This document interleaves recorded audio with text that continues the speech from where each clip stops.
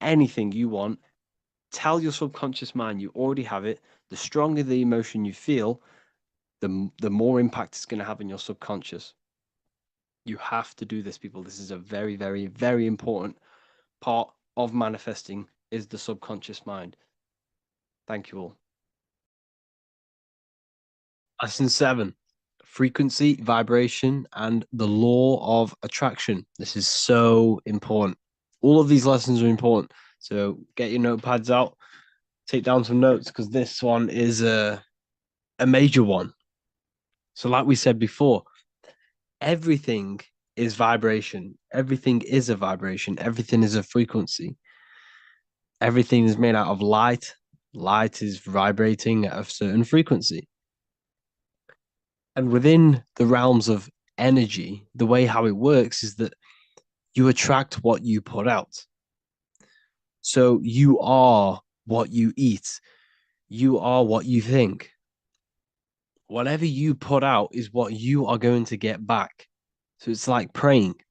If you pray from a place of negativity and suffering, you will get more back. You have to believe and become the frequency of what you want. Everything you already want exists as a state of frequency. Think about that. The thing that you want is a thought. Everything is a thought. Everything exists as a thought. What you want is a specific frequency.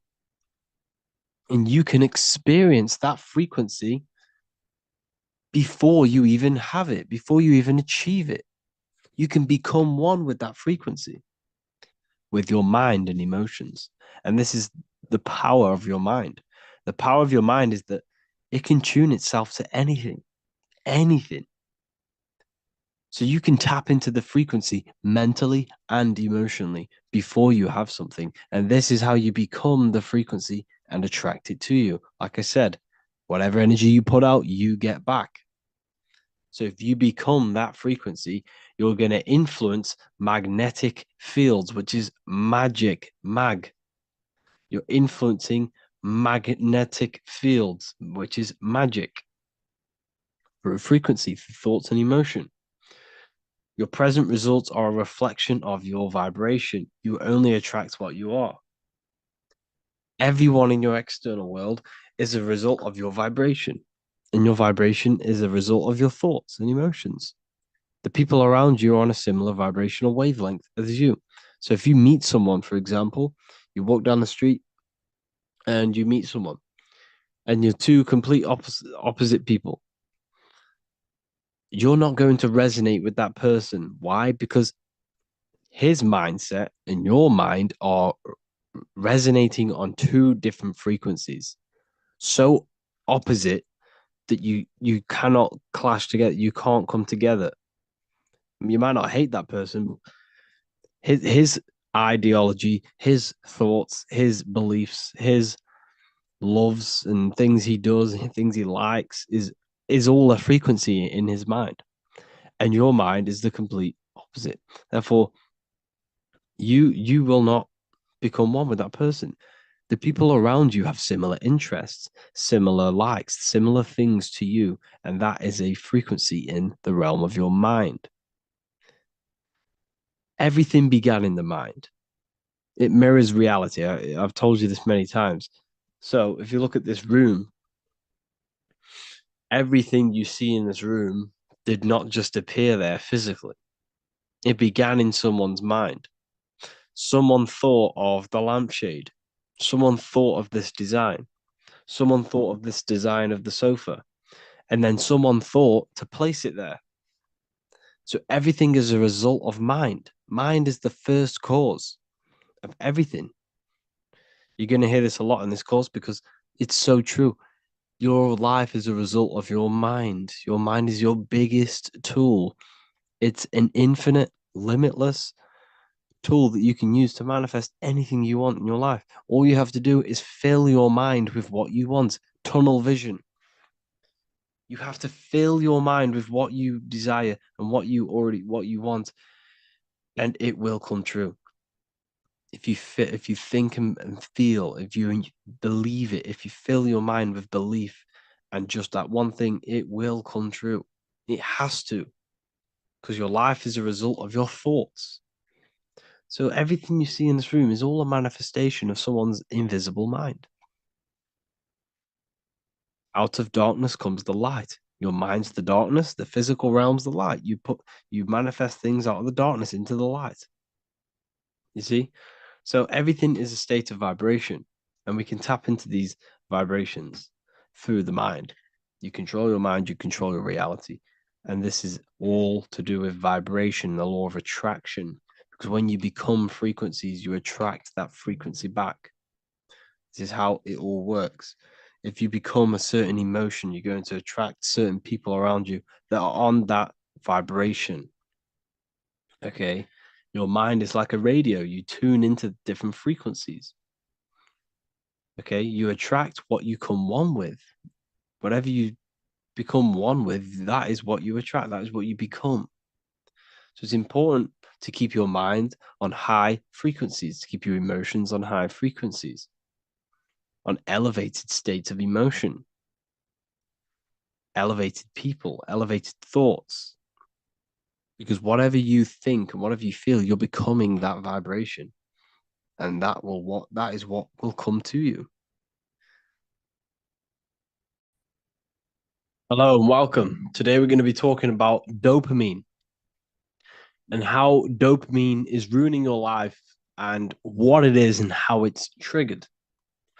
So, first of all, everything in this matrix that we live in, everything in this system is specifically designed to trigger your dopamine.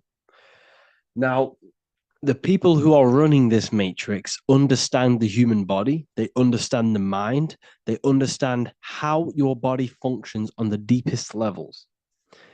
So these phones, these apps, everything you can see in this matrix was designed by very, very, very intelligent, illuminated people who understand how these functions work within the brain.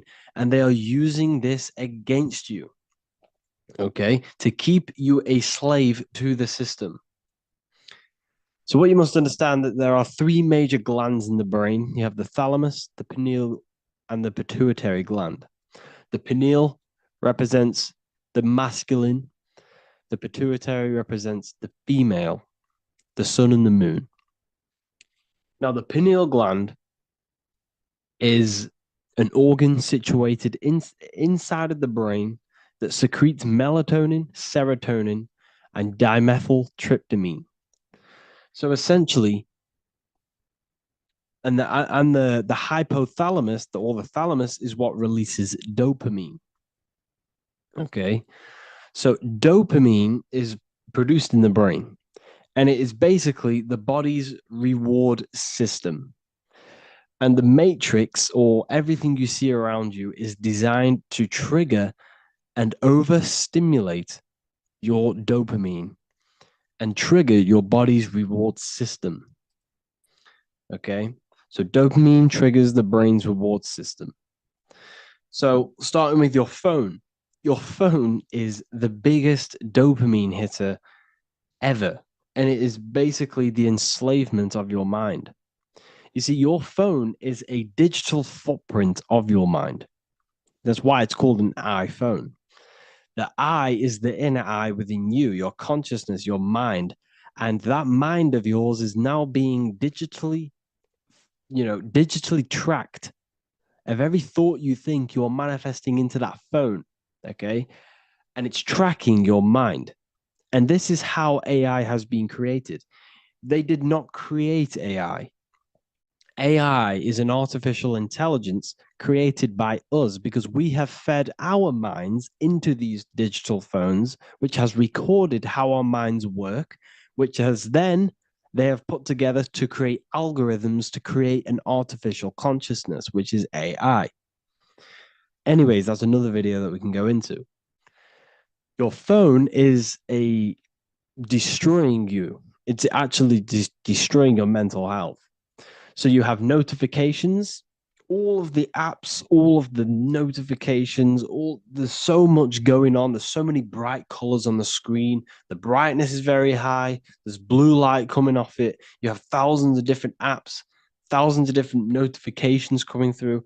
All of these notifications are making you feel on a subconscious level that you are needed. Okay. And it releases dopamine within your brain. That's why these phones are so addictive, because they are triggering your brain's reward system, and your body thinks that you are doing something good. And this dopamine within you is it makes you feel really good. Okay. Likes on your post, on your Instagram post, every time you get a like, every time you like a post, every time you hear music, is releasing dopamine within your brain. Information, so every reel that you are scrolling is releasing dopamine. And this is why a lot of people are getting depressed.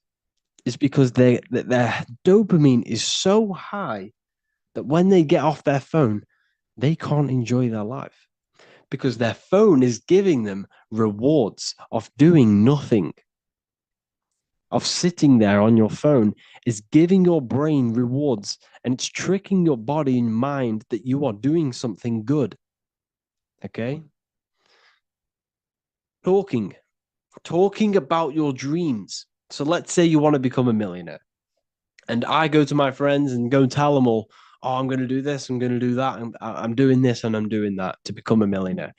That actually releases dopamine in your brain when you're telling people this. This is why you feel so good when you're talking about yourself. Try and always put the focus on other people. That's another social tip, actually. When you are talking to people, the secret to communication is to get them talk about themselves because it releases dopamine in their brain. And this way, by getting people to talk about themselves, it's a great way to open up with people and gain connections and gain great communication skills, because people have never ending words talking about themselves.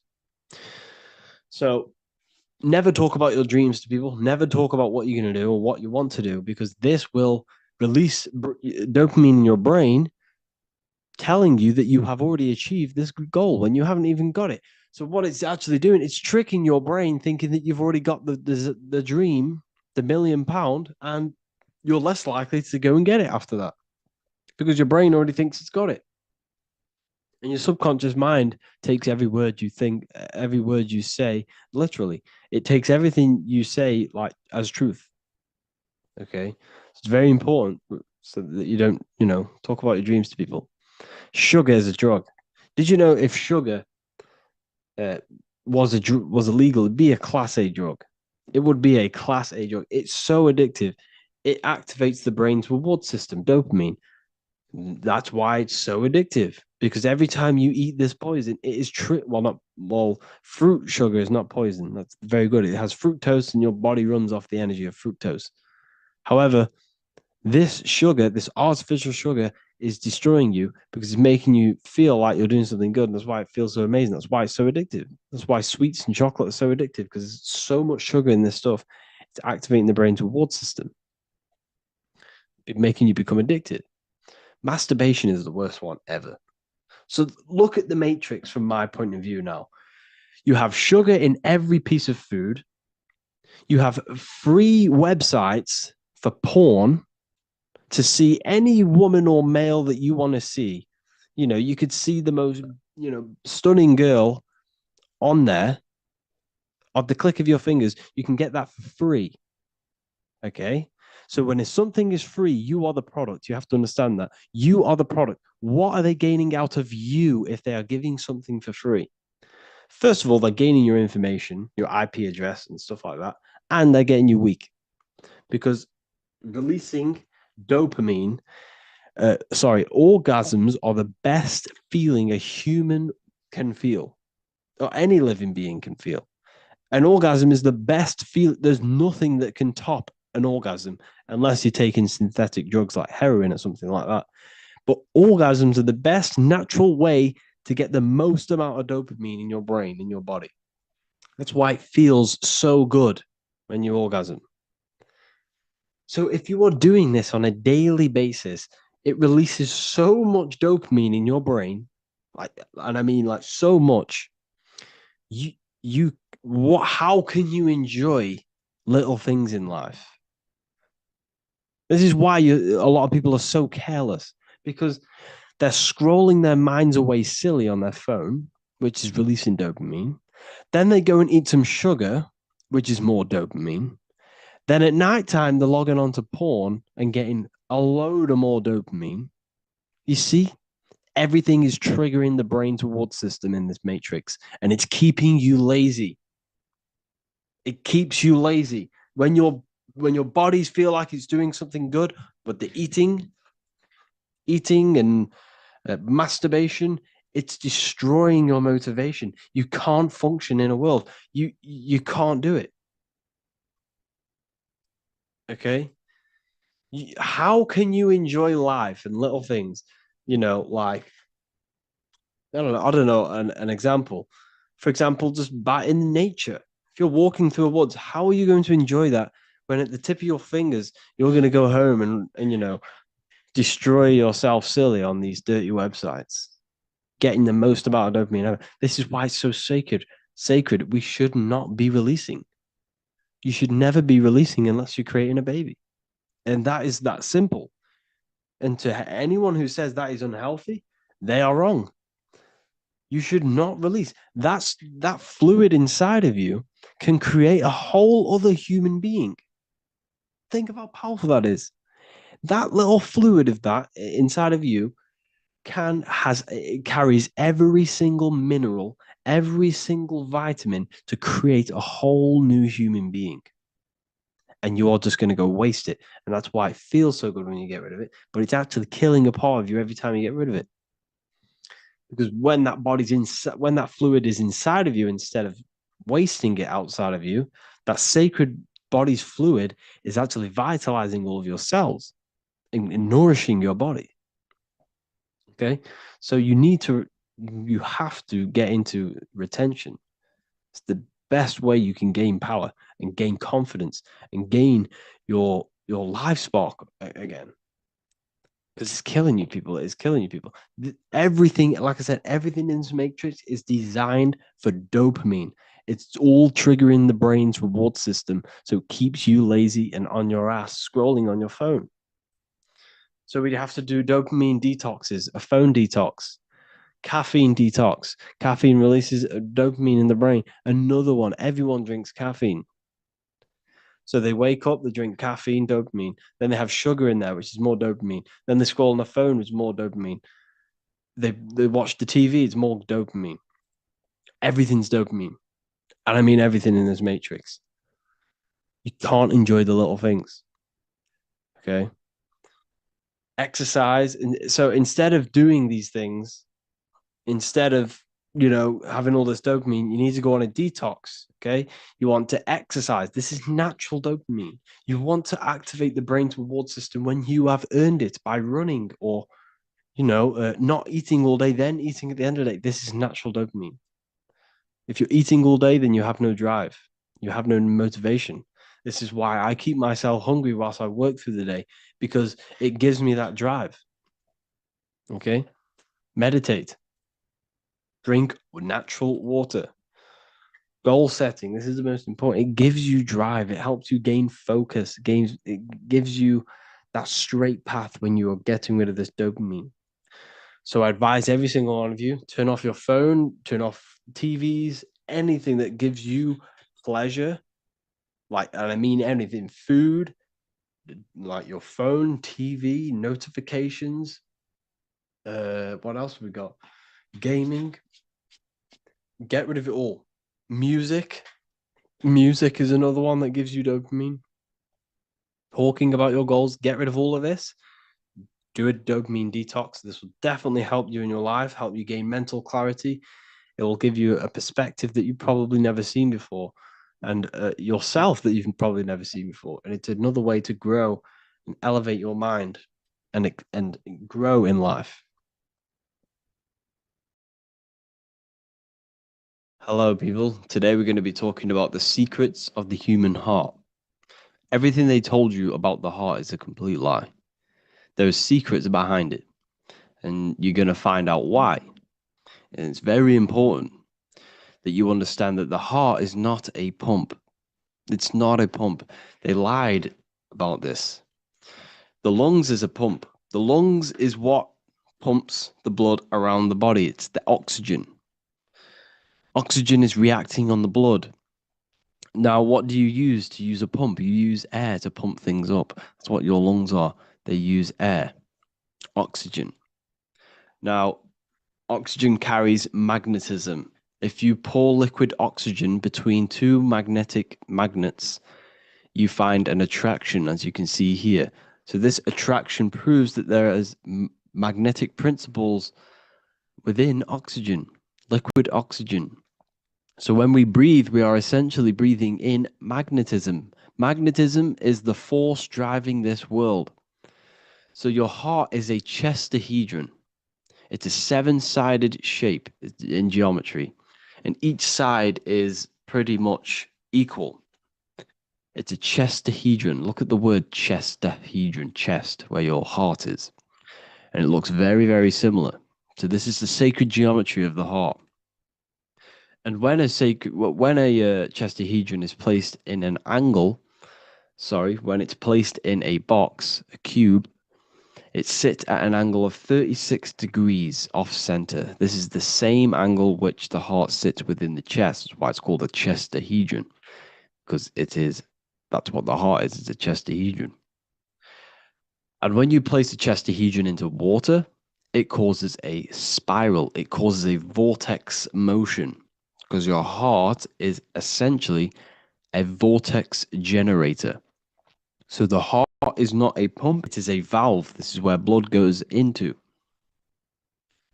And when the blood goes into the heart, this is what causes it to vortex, because the heart is in a shape of a vortex. Look at the tissues, everything's wrapped around, everything's spiraled. See this here? This is the spiral of magnetism. So all of the valves and the cords and the fibers are all wrapped around each other. It's a vortex. And if you take off the tissue of the heart, you would see this. It kind of looks like the Holy Grail. And this is essentially the vortex spiraling of the heart tissues. And if you unraveled the heart, because your heart is one tissue, it's one muscle. Look at it here. This is a heart unfolded. And it's just spiraled together to create this. That's what the heart is. So the heart's tissues is spiraled here, and the heart itself is all wrapped around each other in a vortex, in a spiral. Because all spiraling is all to do with magnetism. So the heart is a vortex generator. The heart takes blood, so blood enters the heart. The heart charges this blood. It reacts with the heart. The blood is turned into the heart moves through the blood moves through a vortex motion within the heart and then goes back out of the heart. So there is something going on inside of the heart which is very, very crucial that we might be missing. So the heart is spiraling blood, and there's a reason why it's doing this. When you spiral something, it gives it more energy. It gives it more frequency, more energy, more force behind it. So by spiraling the blood, it's turning blood into plasma. That's what the heart is doing. It reacts with the heart, it turns it into a vortex and turns the blood into the fourth state of liquid, or fourth state of matter, which is plasma. Okay? Plasma is proved to be in the blood.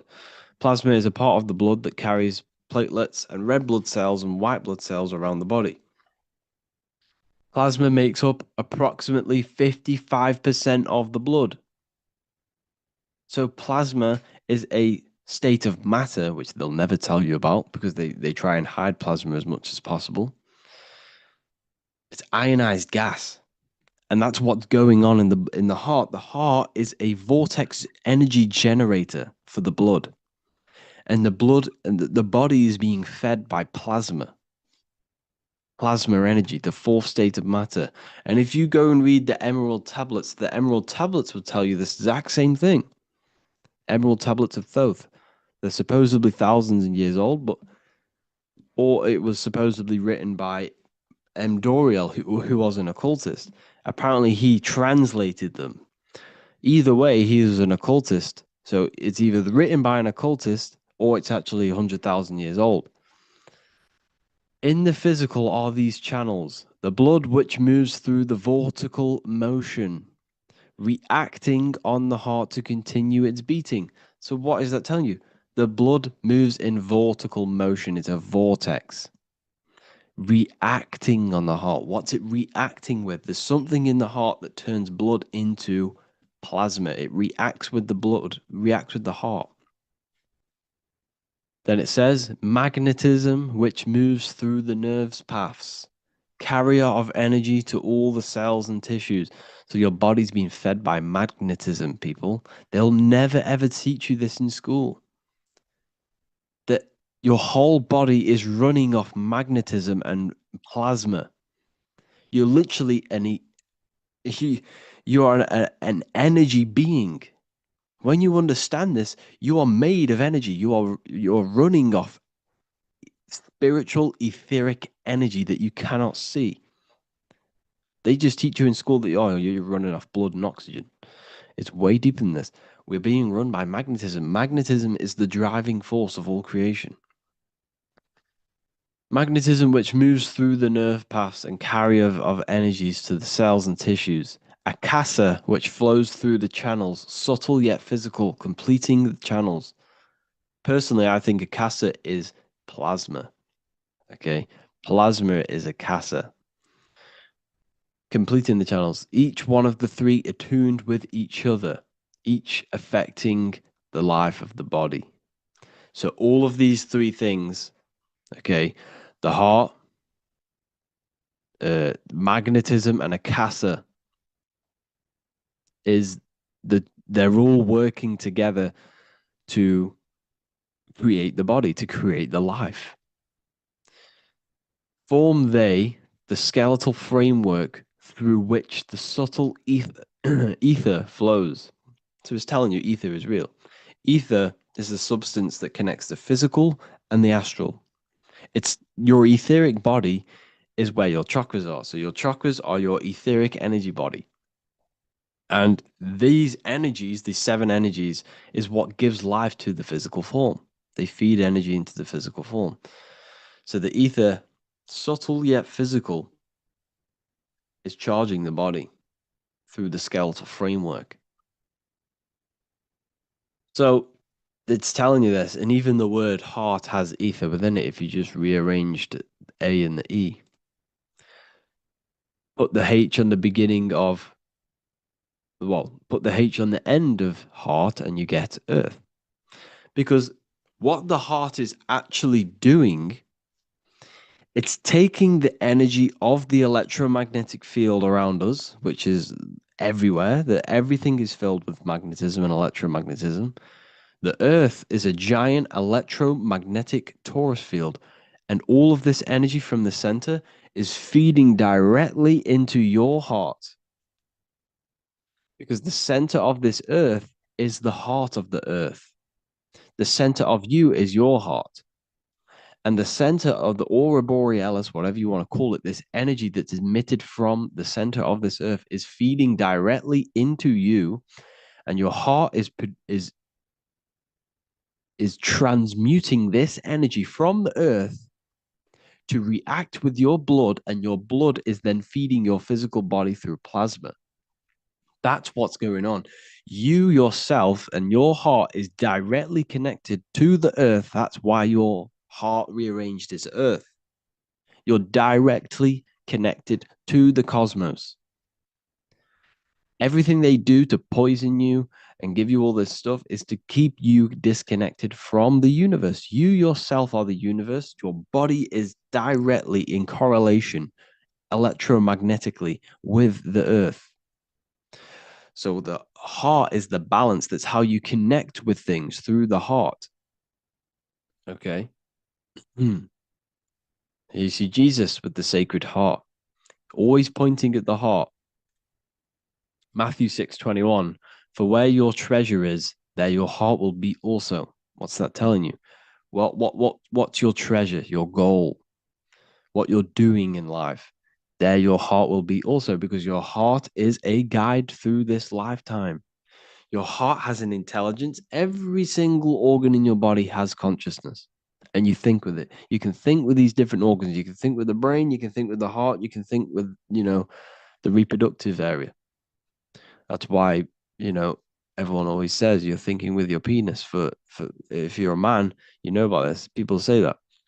That's just a saying, but it's true. You think with these body parts, people, and your heart is a guide. It knows everything that's right. It knows the things that you need to do.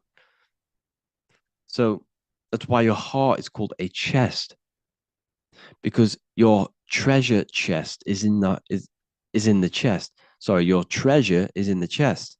And what's the treasure? Your heart. All of the wisdom, all of the understanding, all of the guidance is inside of that heart. And you need to follow your heart. That's why we say follow your heart, to find your treasure in this life.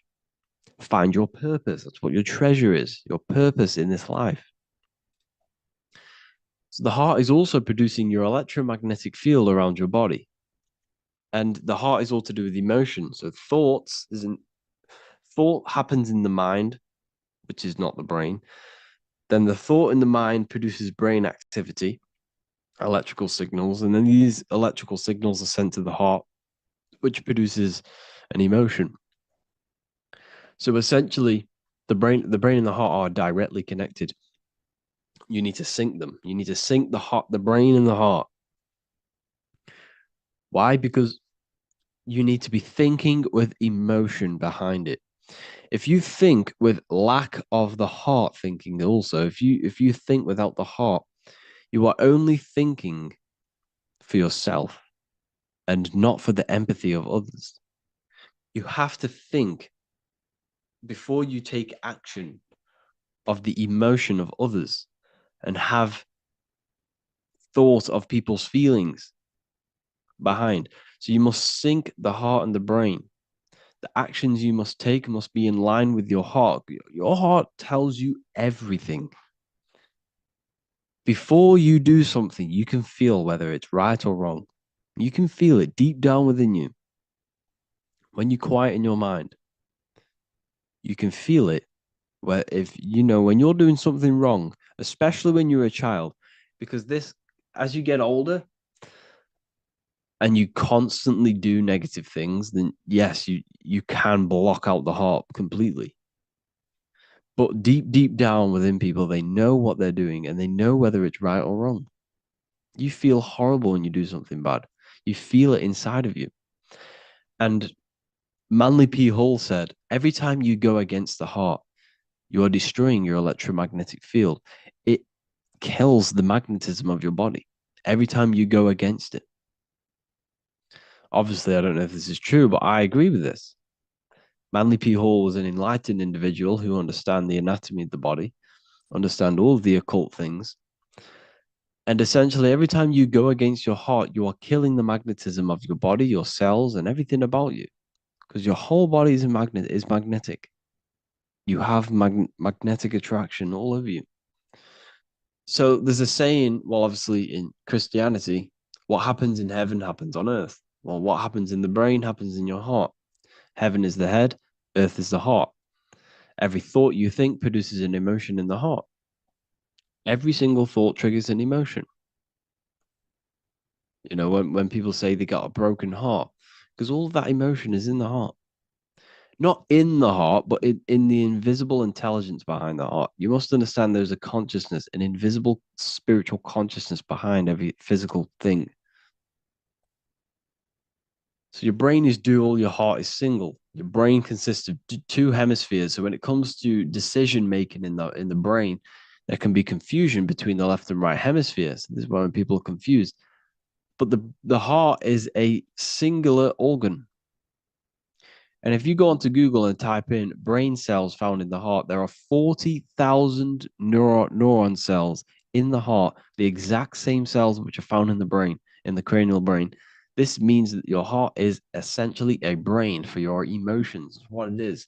And your emotions tell you what is right and what is wrong. So every thought you think produces an emotion, and whether that emotion is good or bad will tell you whether something is right or wrong. So the heart is the guidance through this life, and your higher self resides in the heart. You have to follow the heart. You have to do what the heart tells you all the time. So I hope you enjoyed this video, people. Please feel free to contact me if you have any video ideas or anything like this. And welcome to the university. I look forward to connecting with you all.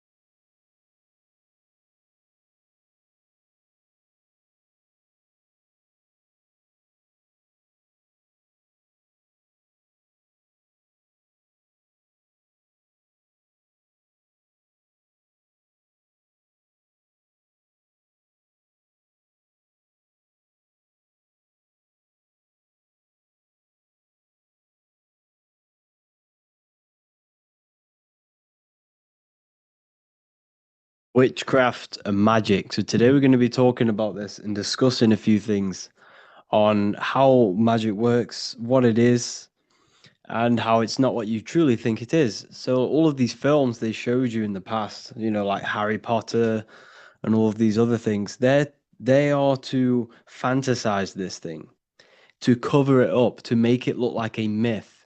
It's why it's called Hollywood. So all of these films are mainly produced in Hollywood, which is from the holly wood, the holly tree, which is the holy tree. Because the ancient druids used to take this wood and make magic wands out of this wood and cast spells with this wood. Because each wood has specific virtues and specific things energetically. For example, you can use different herbs to treat different illnesses because they all hold different mineral content and different energetic principles. So all of these different woods and these different materials the ancients used, they understood their virtues. So the ancients would use holly wood or the holy wood because this was the most powerful wood to use to make a wand out of. And this is ancient druidic magic. Now, Hollywood is what casts spells into the minds of the masses through these films or hidden messages. And what these films actually do is that they sink the minds of the masses. All of our minds are watching this singular film, which is sinking our brains, sinking our minds, sinking our perception. All of us are thinking the same thing when we're watching these films, and they're producing and they're putting all of these subconscious programs into the people who watch these films. So it's a hive mind. They're trying to make a hive mind. Now, here you see Jesus with a wand. Jesus with a wand. You can look into this yourself. You type in pictures of Jesus with a wand or Moses with a wand. They always hold wands because these people were magicians. If they existed, they were magicians.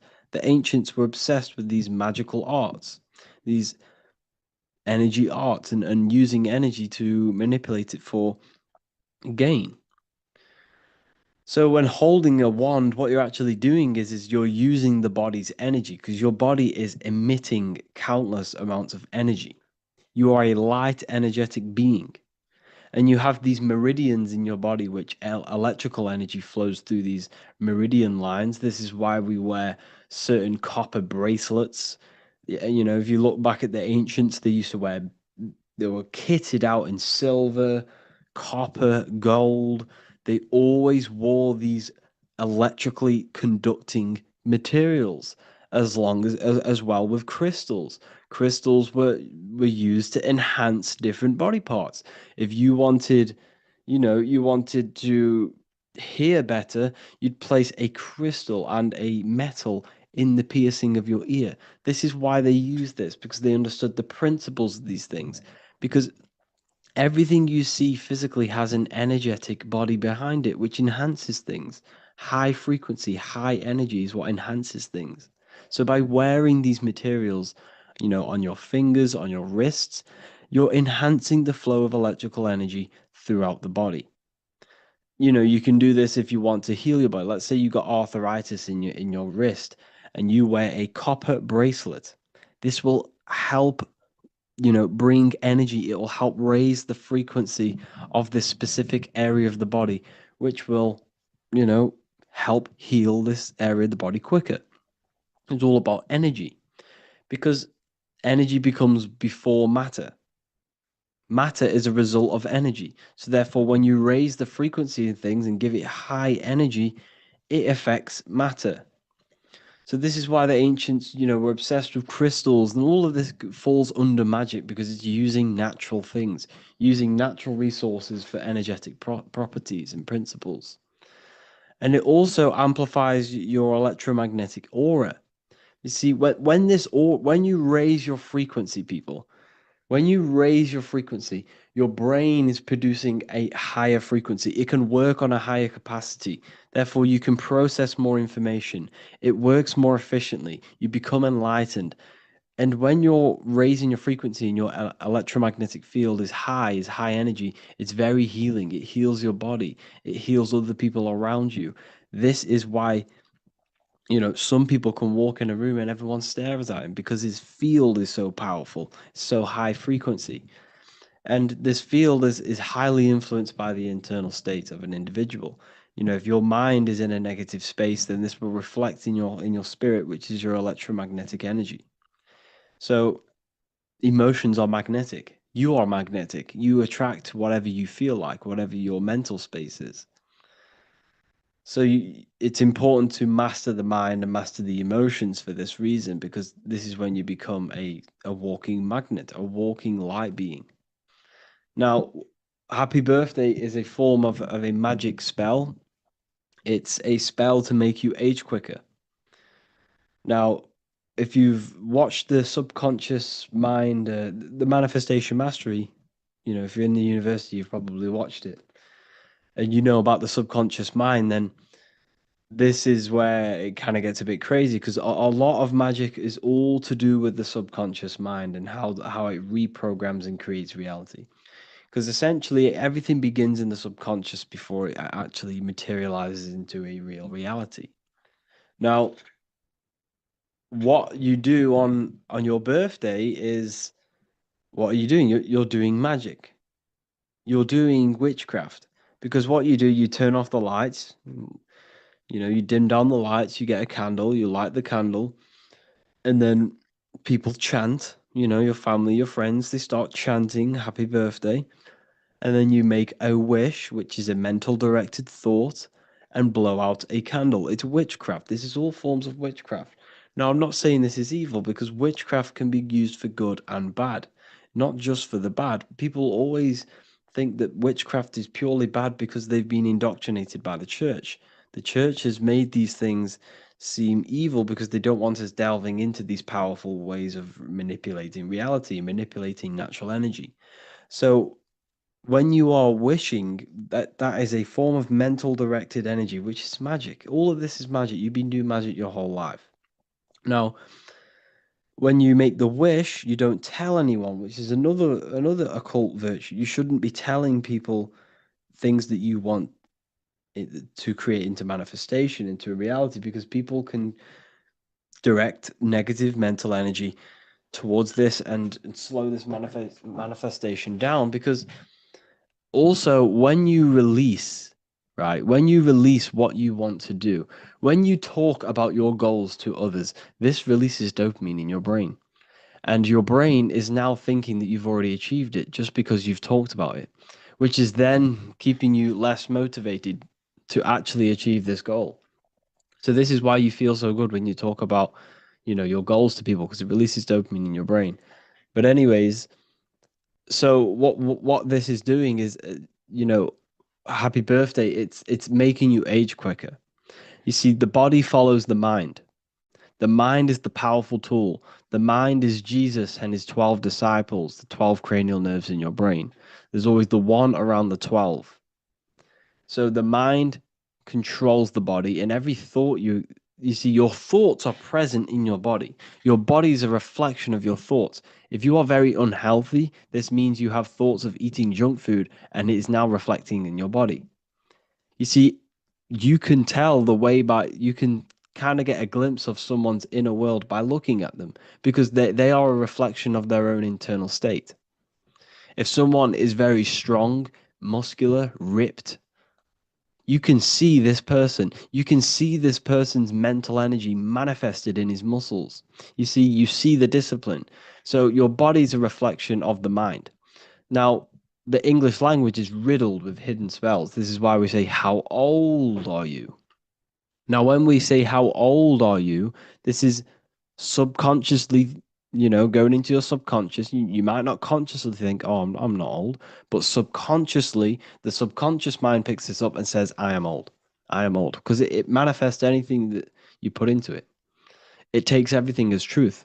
So when we say, "How old are you?" we are saying we are old, which is then man, not having a dramatic effect, but it will make you age quicker.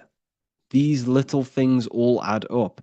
You see, the subconscious is like a garden, and every thought and word and emotion is a seed which grows in the mind of the subconscious, which will then blossom into a material reality, into a fruit. You shall know them by their fruits.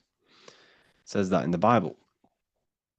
So when we say how old are you, we should be saying how young are you? Because this is another, English has been manipulated in ways to trick your own subconscious into these spells. This is what spelling is. Your words are spells. They cast three-dimensional sound waves. Every word you say is casting a three-dimensional sound wave or an electromagnetic torus field. Every single word you say. And what is reality created of? And that is electromagnetic fields. You are creating atoms. Your body is an anatomy because your body is a giant atom, an electromagnetic field. So the next one is these planes. We must all understand these planes, is how the physical plane is a result of these higher planes of consciousness. You have the Buddhic, which is nothingness. You have the mental, which is the mind and thoughts. Then you have the astral, which is imagination of the thoughts. And the etheric is the energy of the imagination. And the physical is the physical plane you see around you. So everything you see down here is a reflection of these higher planes of consciousness of thought. So everything down here is manifested through thought. That's why it's called a government. They govern your mentality, your mind, because they understand the mind is the root cause of reality. So everything the government tells you is essentially manifesting your own reality. This is why you go to school and learn their indoctrinations, their information, because their information is going into your mind, which is then manifesting your reality. So you know, we are they are not manifesting the new world order. You and the collective consciousness is manifesting the new world order through believing their indoctrinations, through believing that there is going to be climate change. There will be climate change because we are all believing it. The whole world around you is a result of mind. The mind interacts with the quantum field around you. Your consciousness interacts with the quantum field. Everything is a reflection of yourself. Now, humanity as a whole has a giant, and I mean humongous, spell put upon us. I can't tell you how big this spell is. So, let's say you have a limiting belief that you are not strong, for example. This will affect you. Go to the gym, and if you sit, okay, go to the gym, grab the heaviest weight that you can do without injuring yourself. Do it, try do a set of them while saying, I am not strong mentally. Say it over and over, and I'm guaranteed you won't do many reps. And then go grab the same weight and then repeatedly say in your mind, I am very strong, I am very strong, I have lifted the weight. And I guaranteed you will do more reps. It's because the mind has power over the physical plane. It's all mental. This whole world you see around you is manifested from thought. This mic I'm speaking to, the computer or the phone you're holding, was all a thought in the mind. So therefore, everything is an emanation from the mind, the invisible realms of consciousness. And that's what the occult means. Occult just means hidden, and thoughts are hidden. Knowledge is hidden. You can't see knowledge. You have to gain knowledge. You can't see the knowledge behind someone. You you can't split their brain open and see the imagination. You can't split their brain open and see the knowledge they know. It's because it's hidden within an invisible plane of mind and astral and etheric. The physical plane is nothing but a shadow of these higher dimensions. Now, it's by manipulating these planes is how you create your reality. This is what magic is. It's by as above, so below. You change above, you change below. Now, this is where mental directed energy comes in. Uh, I kind of went a bit off track. I was going to go to the huge spell that's being placed on us. The spell that's being placed on us is limiting beliefs. The whole world has gone to school, and this school teaches, the Rockefeller, the Rockefellers, they own the school system, and everything they've taught you is to give you a perception of the world. Now, what did I just tell you? This whole world is a result of thought. It's belief. If the whole world believed we had superpowers, we would have superpowers. Now, that sounds crazy to you because I know, because the limiting beliefs, that's what I mean. All of us have been indoctrinated with limiting beliefs of gravity, of limiting things like, I don't know, the globe model. We've all been implemented with these things which limit our mind and our body. If we did not go to school and every single person in the world believed that we could fly and we could do something that is completely out of your mind right now, it would happen. It's because this world is a complete correlation and a direct manifestation of thought. Now, the collective consciousness all has a doubting belief system. We are all limited. We are all very well, not all, but if you're in this university, you have an open mind. Well done. I take my hat off to you joining the university and having an open mind. You are one in millions. So congratulations to you for having an open mind. So, but for example, for the rest of the world, like they are all limiting, which is affecting our consciousness, your consciousness, and my consciousness, because we are all connected on a mental level. We are all connected on the mental plane. This is the plane where everything is one. We are all made of the same substance, which is universal mind, universal intelligence, universal consciousness. We are all the same consciousness in different bodies. So, like I just said, everything is connected on the mental plane. You, me, your parents, your brother, your sister, everyone is connected on the mental plane. Therefore, we can transmit energy, information through the mental plane by practice. So, anyways, because of the limiting beliefs we have on, as a collective consciousness, we all believe we are bound by gravity. We all believe that, we can't do certain things. This is casting a spell on the whole world. It's because these thoughts we have in this mental plane here, okay, these thoughts we have here is then turning into imagination. See, the astral plane is very, very powerful. This is the plane that molds the physical plane. So this astral plane is where all spirits, entities, and it's the realm of imagination. This is that screen you have in your mind, but you can access it. This is a full plane that you can access through astral projection. So it is this plane that all of our limiting beliefs is molding into some form of imagination. And this imagination is then turning into energy. And then this energy is manifesting this physical plane. So this whole system that we are under is a spell. It's a very, very powerful astral energy, which is casted upon the whole of the whole of the earth. And we must break this spell. And how do we break the spell? By not believing anything that they tell us. It's the belief system. And we have to stop believing the science they give us. What good does it do us? Think about it. Does it really matter if you don't know anything that they tell you? Does it really? What will it do you? You're still going to live your life. So, for example, the whole system doesn't exist. The system, it only exists because we believe it exists. Money only exists because you believe it is true. It's a piece of paper with words written on it. But because your mind gives it value, it's the mind's perception of it that's creating this government, this system. The whole system it only exists in your mind.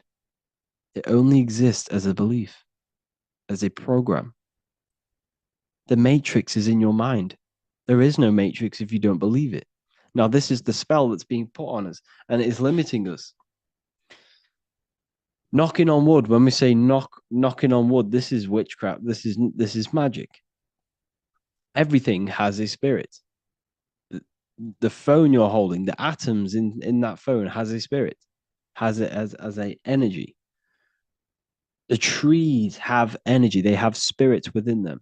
Water has spirits within them. You see, so knocking on wood is the ancient druidic magic again of knocking on for the tree spirits, because tree spirits are very healing. Trees are very healing, they're very high frequency, they emit lots of energy, lots of ether. So by knocking on it, they would ask them to heal them, or because these spirits are conscious, they're astral.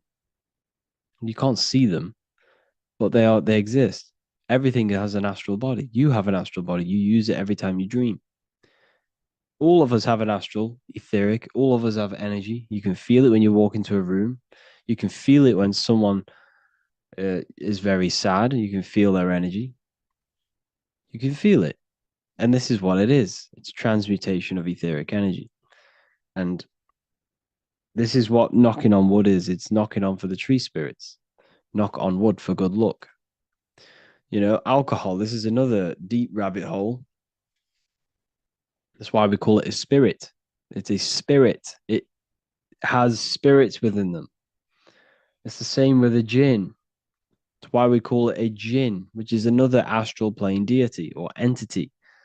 But jinns are very powerful. So stay away from jinn. Stay away from any alcohol. There's a reason why every single religion tells you not to drink alcohol, pretty much. There's a reason. Natural alcohol, it's not too bad. Like wine, really like natural, no chemicals. I would, I'm not gonna say I'm against that. I'm not because that's natural. I'm with anything that is natural. But these spirits, gin, beer, all of this stuff, stay away from it. It's all used for witchcraft. It contains ethanol, which is ethanol, which is the barrier between the physical and the astral plane. You are being possessed when you drink this stuff. It's alcohol, alchemy, because alcohol was created by ancient alchemists, which they would find liquids and they would extract the spirit out of the. So what it is, it's distillation. So they're getting liquids. These alchemists. This is how alcohol was founded by ancient alchemists. So alchemy is basically the transmutation of natural things. It's also, so it's transmuting base metals into gold or liquids into spirits. And there's also something called inner alchemy, which is the transmutation of oneself from the darkness into light, which is basically what Freemasonry is. But so you have inner alchemy and outer alchemy. But that's what alcohol is created from. It's created from alchemy. And then what they were doing is extracting the spirit from liquids and making a potion. It's a potion. You know how on Minecraft you can get them potions and run around really quick if you drink the potion, or on these ancient films where they drink the potion and die, or they have magic powers. That's what it is. It's all alchemy. It's all magic. Uh, and you can get different potions for different things. If you want to run quick, there's a potions for that. If you want to feel strong, there's potions for that. This reminds me of another book that I read, which is inside of the library called the Three Books of the Occult Philosophy, which talks about magic and occult virtues. And basically, everything has an occult virtue. For example, bears are very, very strong. Owls can stay up very, very late. What's another virtue? Cats can fall from very high distances, which humans can't. So every animal has a virtue which they carry, and that virtue is in the ether. So, for example, the ancients would take bear hearts. If they wanted to feel very strong, they would hold the heart of a bear, and this would give them that virtue. They'd be stronger. Or if they wanted to stay up very late all night long, they would hold the heart of an owl, and they would not go to sleep until that thing. They could not fall asleep unless they moved that heart out of their electromagnetic field. It's because it holds etheric energy and it holds the information in the ether. So this is what occult virtues are. So eating meat, yes, it's a form of witchcraft. You're eating the virtues of animals. You're gaining virtues of animals. This is why they promote it. They promote flesh because they want you to become an animal. You are what you eat. That's why we say that, because of these virtues. So if you eat fruit, you become very electrical, you become very alive. But if you eat meat, you become very dead and unelectrical. And you will gain the virtues of these animals. They want you thinking like an animal. You're not an animal. You're a divine human being who can gain access to higher planes of consciousness. Animals can't. They have no self-reflection. They don't know they exist. Humans do.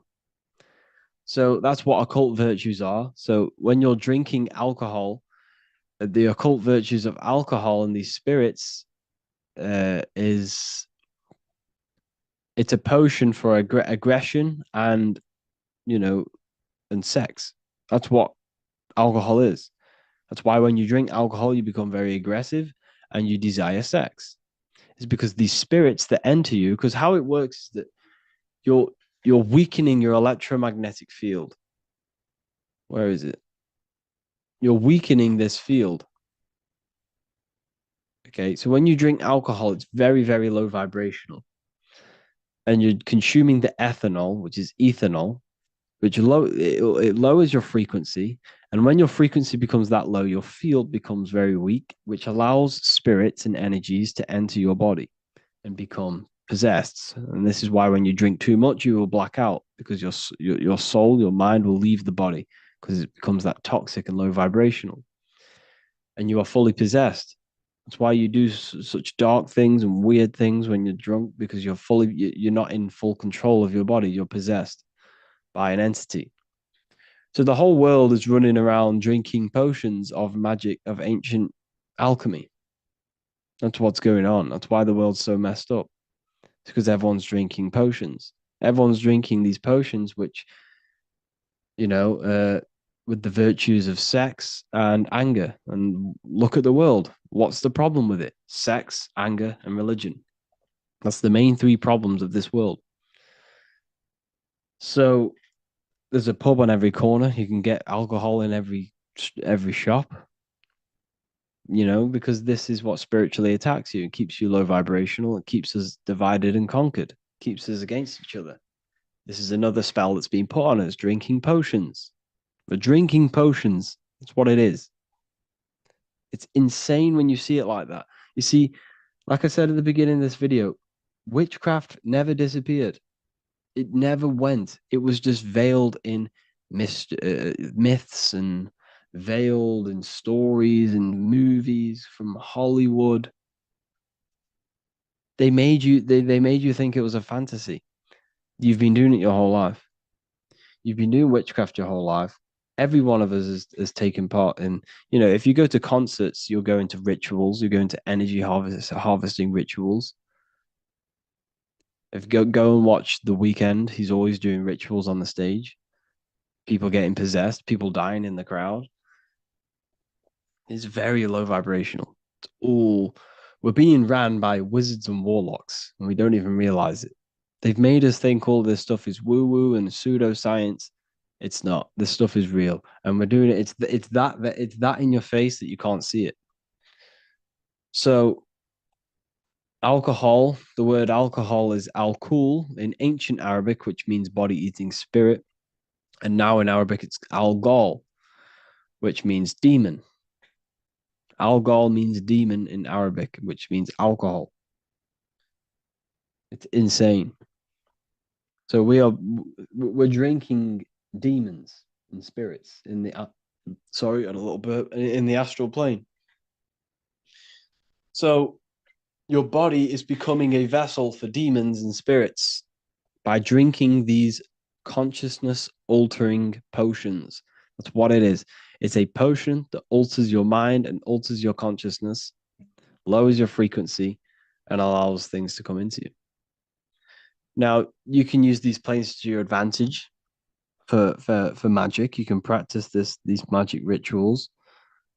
And the way to do that, if you go to the meditation section and listen to the hemisync tracks, you don't have to do the full meditation. But what I do, I use them tracks sometimes. Listen to them, gain into that state where your consciousness is raised just slightly out of the body. Okay. So you want to do the meditation until you feel you are the pure consciousness and you no longer right. So if you've done the meditations, your body, you can't feel your body because your body is that still and that relaxed. You can't feel your body. You're just pure consciousness. And when you are in that state, this is when you are in, more than likely you're in the astral or the mental plane. Okay. This is when you're pretty much inside of the subconscious mind. You're no longer in the conscious, you're in the subconscious.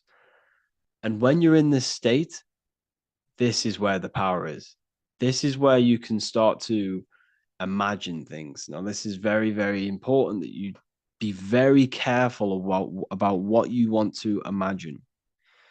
When you are in them realms of the subconscious and you're in a lifted state of consciousness, you no longer feel your body. This is very, very important because whatever if you're trying to manifest someone into your life, for example, and you go and think about this and you imagine them and you picture them in your life in this state. in this state, this can have a very, very bad effect on you. You're programming your subconscious. Now, you got to be very, very careful. You got to make sure that your intent is a good intent. If you have a bad intent, do not do this, or else you'll program your subconscious with a bad intent, and it will come back and bite you. So be very careful about what you're going to imagine. Be very careful what you're going to direct mental energy towards. Now, this takes focus, discipline, and imagination. There are three parts of the higher faculties of your mind. You have to work on these: focus, discipline, and imagination. If you truly want to become an occultist, you must understand this. Focus, because you have to hold an image and hold an image of the imagination. So imagination and focus comes in hand. So let's say you want someone to come back into your life, you miss them. You picture them. You have to picture them very vividly as much as you can. You have to use your focus, your discipline, and imagination to focus and imagination. When you're in that uplifted state, remember, when you no longer feel your body, focus, vision their face, and then whisper into their ear what you want them to do. Whisper into their ear what they want them to do, and then after about 5 minutes of that, keep repeating it, vision it, and saying it into their ear. Don't tell them what you want to do. Tell them the outcome. You will this, you will that, and then once you've done that, you want to then imagine them doing this thing that you've told them to do for 5 to 10 minutes. The longer, the better. The better your focus is, the better your imagination is, the better discipline you have, the more power you're sending to this person. Because remember, we're all connected on a mental level. We're all connected in this mental plane through thought. And thought is non-physical. It's metaphysical. It's not made of atoms. A thought's not made of atoms. It's completely metaphysical. You can't locate it. It's in a higher plane of consciousness. So we're all connected on a mental level. So what you are actually doing, you're directing mental energy towards this person. And if this person is not aware of occult things, this can influence them. The more you do it, but like I say, people, don't do this for bad reasons. Don't do this for bad, because this can turn around and bite you. This can end up really bad if you do this right, if you do something, that you shouldn't be doing. But I'm here to spread the light. I'm here to spread knowledge. I do this for good things. I don't do it for personal. I don't do it for personal people, but I do it for my life and what I want. You can do this to manifest things. But this is how. Have you ever been in a situation where you thought of someone and they called you, or you thought of them and they called you? Well, this is how it is. Is because we're all connected on a mental level. And the more connected you are to that person emotionally, the more power this will have, because you have a connection on the astral. For example, if you've had sex with someone, you are connected with them on an astral level. Emotionally, you're entangled emotionally. So you got to be careful who you have sex with, because sex is a form of magic. If you have sex with random people, they're running around with a piece of you, and they're putting that piece of you into other people, which is messing you up. We're all connected on these planes, these higher planes of consciousness. You got to be careful. Handshakes. Why do we do handshakes? Well, we're transmitting energy. So don't handshake people who you don't want to handshake. You're transmuting energy and electrical energy and information. You know, so this is all, it's all mental, it's all astral. All of this stuff is. You could, like I say, you can use this mental directed energy for manifestation as well. If you want things in your life, picture them. Well, first get into that state where you can no longer feel your body, where you're that still, and then picture them. Picture the reality you want, and then use your emotions as well. Your emotions are very powerful. Feel it. Feel the reality you want. Now, this works better on a full moon. Now, the full moon is very powerful, very, very powerful. They don't want you to know about the full moon. They don't want to know you about the moon. All they tell you about is the sun. They tell you the moon's just a piece of, a piece of rock. The moon is very, very powerful. The moon has an effect on your psyche. So when it's a full moon, things sound louder. When it's a full moon, people are way more emotional. People are more reactive. People are more crazy. If you ever notice, there's always things going on. There's always bad things and crime go up on a full moon. It's actually recorded. There's more police calls and 9/11 calls or 9/9. There's more of these calls happening on a full moon. This is actually recorded. This is a true thing. It's because the moon enhances your mental state.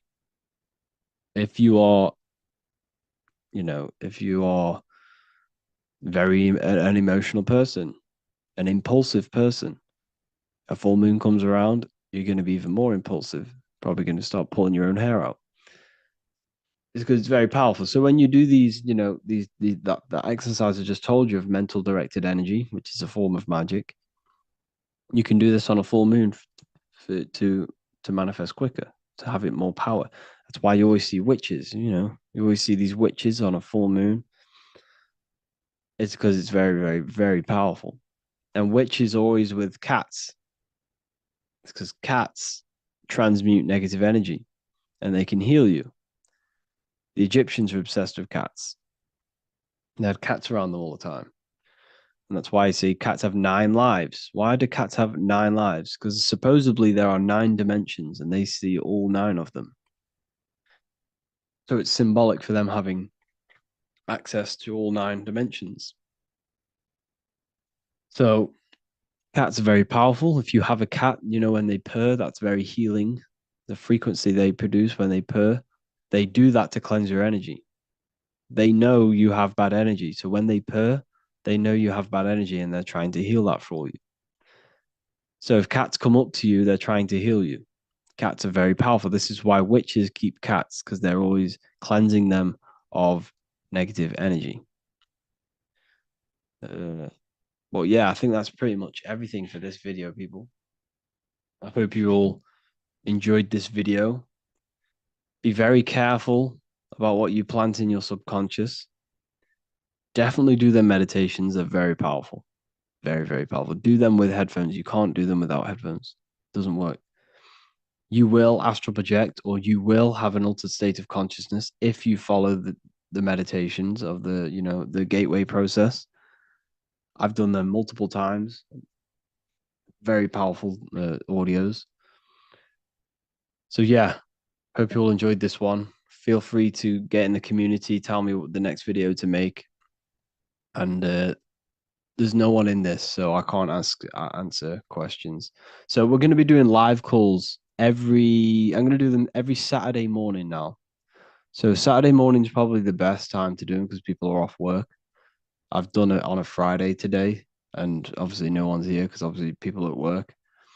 So I'm going to do them on Saturday mornings at like 10 o'clock UK time. They're going to be live calls every week from now on. Thank you all for joining the university. It's been a pleasure to share this knowledge with you. Have an amazing day. Lesson 12, sigil magic. So what are sigils? Sigil is a symbol, same thing. And it represents something corresponding with your mind.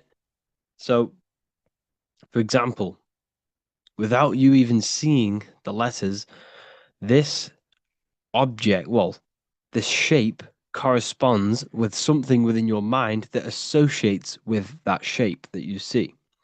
So the symbol for Nike, everyone knows it's Nike, even without it saying Nike. It's because this symbol has been associated with something that our minds recognize. So symbols speak to our mind and subconscious mind. Okay.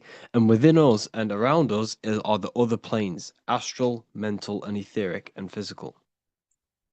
So this symbol, right, the Nike symbol, carries energy.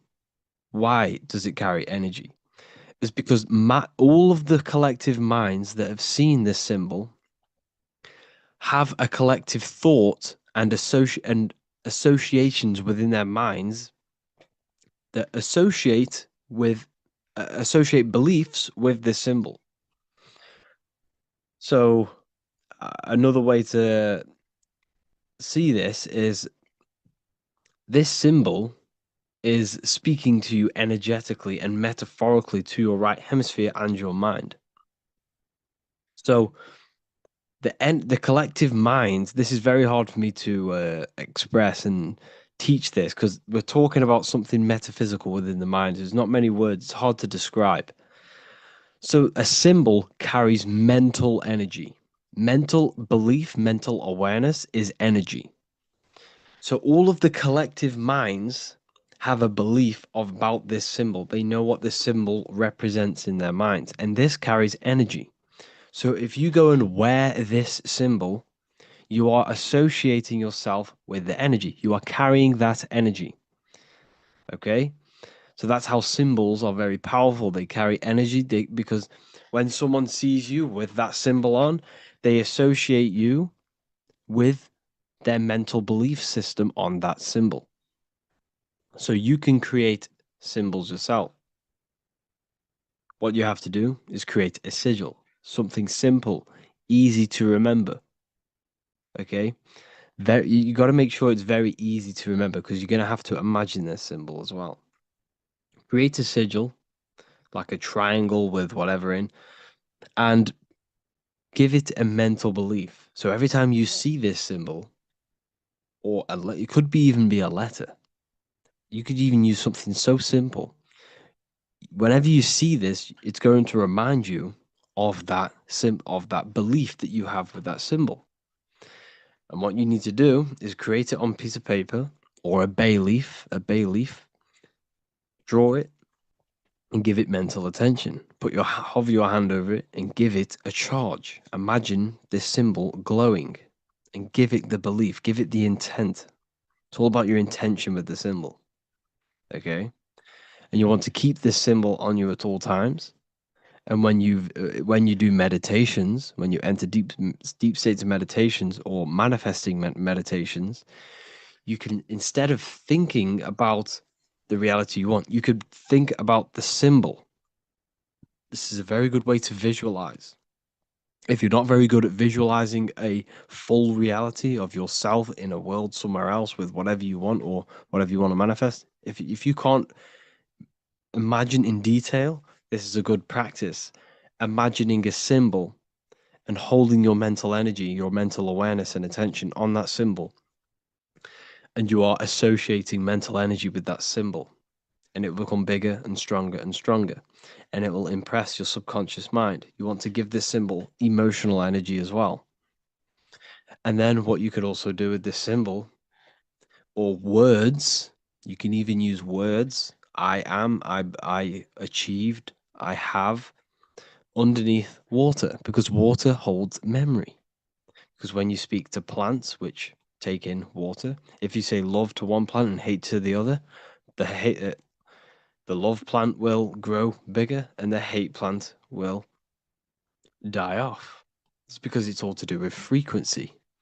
So if you write good words on a piece of paper or a sigil and put it under the water glass, it will impress them energy frequency codes into the water, and then you drink the water.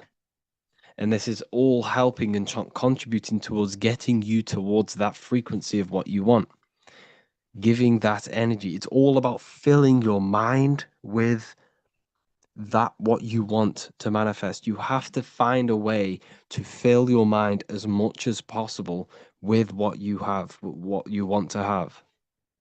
It's about tricking the mind, what about something you already have. So you can do this with the sigils. You can do this with, prayer, meditation, all of these different things. You want to employ them into your life. Every time you drink water, you want to impress them, speak into the water, make the water vibrate on the frequency that you want, and then drink it. Okay, this is very important. You have to find every single way to get yourself to that frequency by filling your mind with what you already have, what you want to manifest, by believing in your mind you already have it, and filling your spirit with that energy. By giving your electromagnetic field that frequency, you becoming that frequency. It's all about maintaining that frequency and that mindset, and it will reflect into your external world. So you want to find all these different ways and do them as much as possible. So to go over that again, create a sigil, just draw it, give it mental attention, mental energy. You can visualize it in meditation, or you can put it underwater, keep it on you at all times, and whenever you see that symbol, think about what you have, what you want, and this will all contribute towards manifesting. Hello, welcome to lesson number 1 of Manifestation Mastery 2.0. So the first lesson we're going to be getting into is the 7 universal laws. You need to obey these laws and operate your life within these laws so that you can maximize your manifestation. Now, what you need to realize is that you are manifesting at all times. You are manifesting now with what you are thinking, what you are doing. Everything is manifestation. But when you choose to do this consciously, you can get anything you want in your life. Think of it like this. When you're playing a video game, GTA for example, you level up your character. You are not the body, you're not the person in the game, you are the intelligence behind that body. You are this invisible intelligence which is a creating force. It manifests everything. You are a microcosm of God, a creator. You're a manifester. You can take non-physical thoughts and produce that into a physical world, material world. So this is the mindset you need to adapt. So the first universal law is the law of mentalism. Okay. Mentalism, everything is mind. There is one substance in the universe, and that substance is mind. Me, you, are mind. We are the same substance. Yes, we are in a different physical form, a different physical body. However, the mind, the substance that makes your intelligence, is the exact same. The mind is the universe. Everything is the universe. Matter and mind are one. So the mind is cause. You are not the mind, though. This is what you need to understand. You are the soul, which is the observer of the mind. You are the one listening to the mind. You are the one behind the mind. However, without the mind, nothing can exist. There's no understanding. There's no intelligence.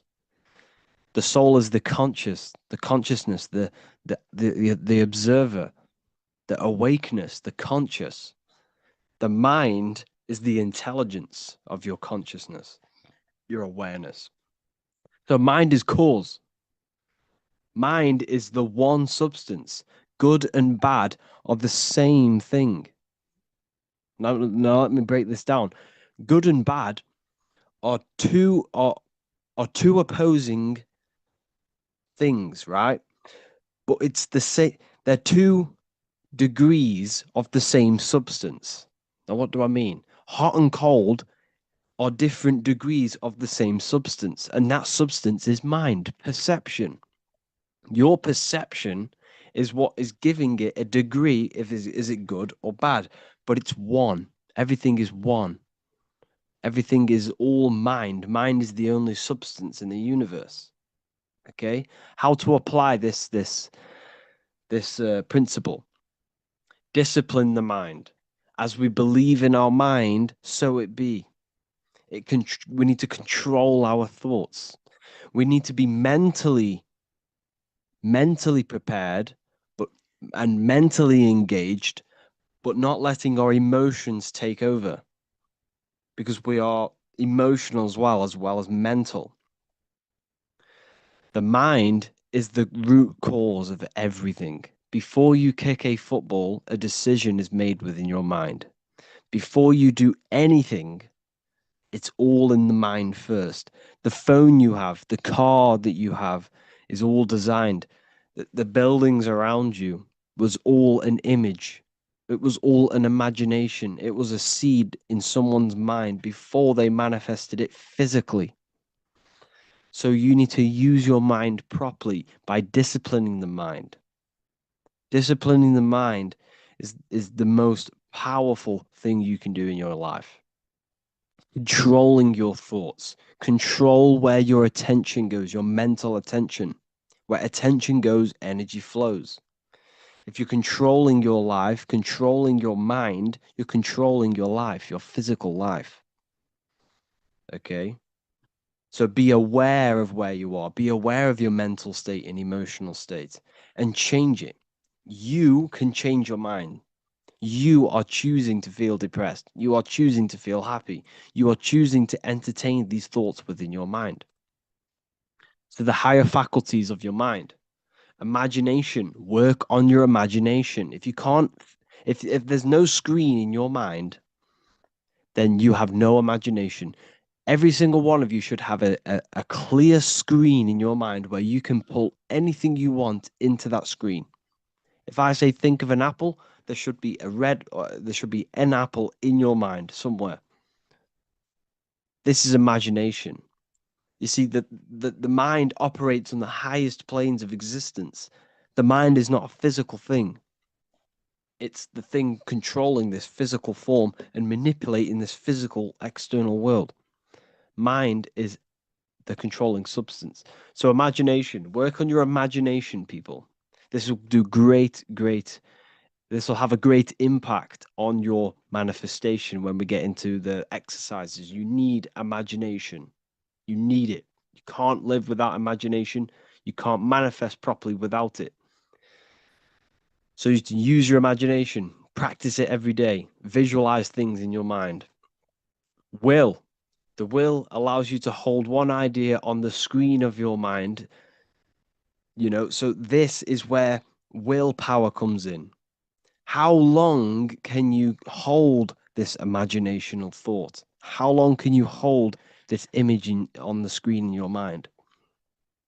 Will is a massive tool, not just manifesting, not just doing all of this, in all aspects of life. You see, what I'm teaching is a lifestyle.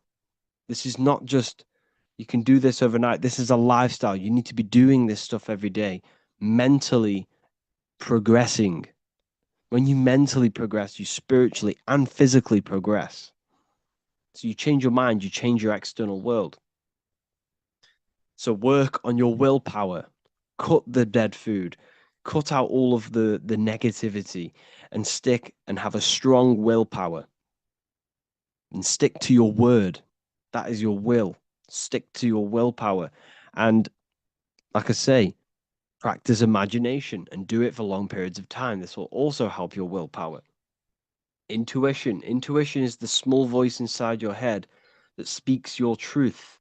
It also gives you the ability to pick up on other people's thoughts and to read their energy. Intuition.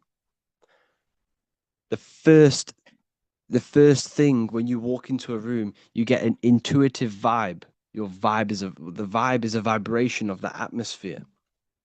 Use your intuition to guide you in your life.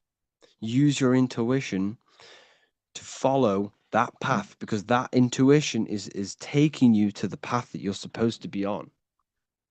Okay? So use your intuition. Memory. There's no such thing as a bad memory. There are only weak and strong memories, like a muscle. You can develop your memory by phenomenal degree through exercise.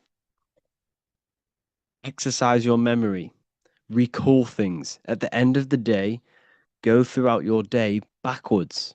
So when you got into bed, go through everything you did in your day backwards.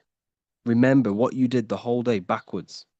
And this will create new neural pathways in your brain and it will exercise memory. You need to work on all of these. Reason. Reason is another one. of reason is what we use to think, to analyze, compare, and evaluate ideas. Reason is the ability to think, choose what information we accept, stir up, and use to come up with a brand new idea. What is the reason? What's the true reason behind what you want to manifest into your life? Is it coming from a place of negativity? Is it coming from a place of positivity? Is it coming from a good or evil place? You need to seek deep inside of you and truly ask why you want this in your life. Is it coming from something? Is it coming from a childhood trauma? Is it coming from a self insecurity? Reason is a big one. You should only be manifesting things that are positive, that will have a positive impact on yourself and the people around you and the consciousness and the collective consciousness and to the earth. It should not be a selfish thing.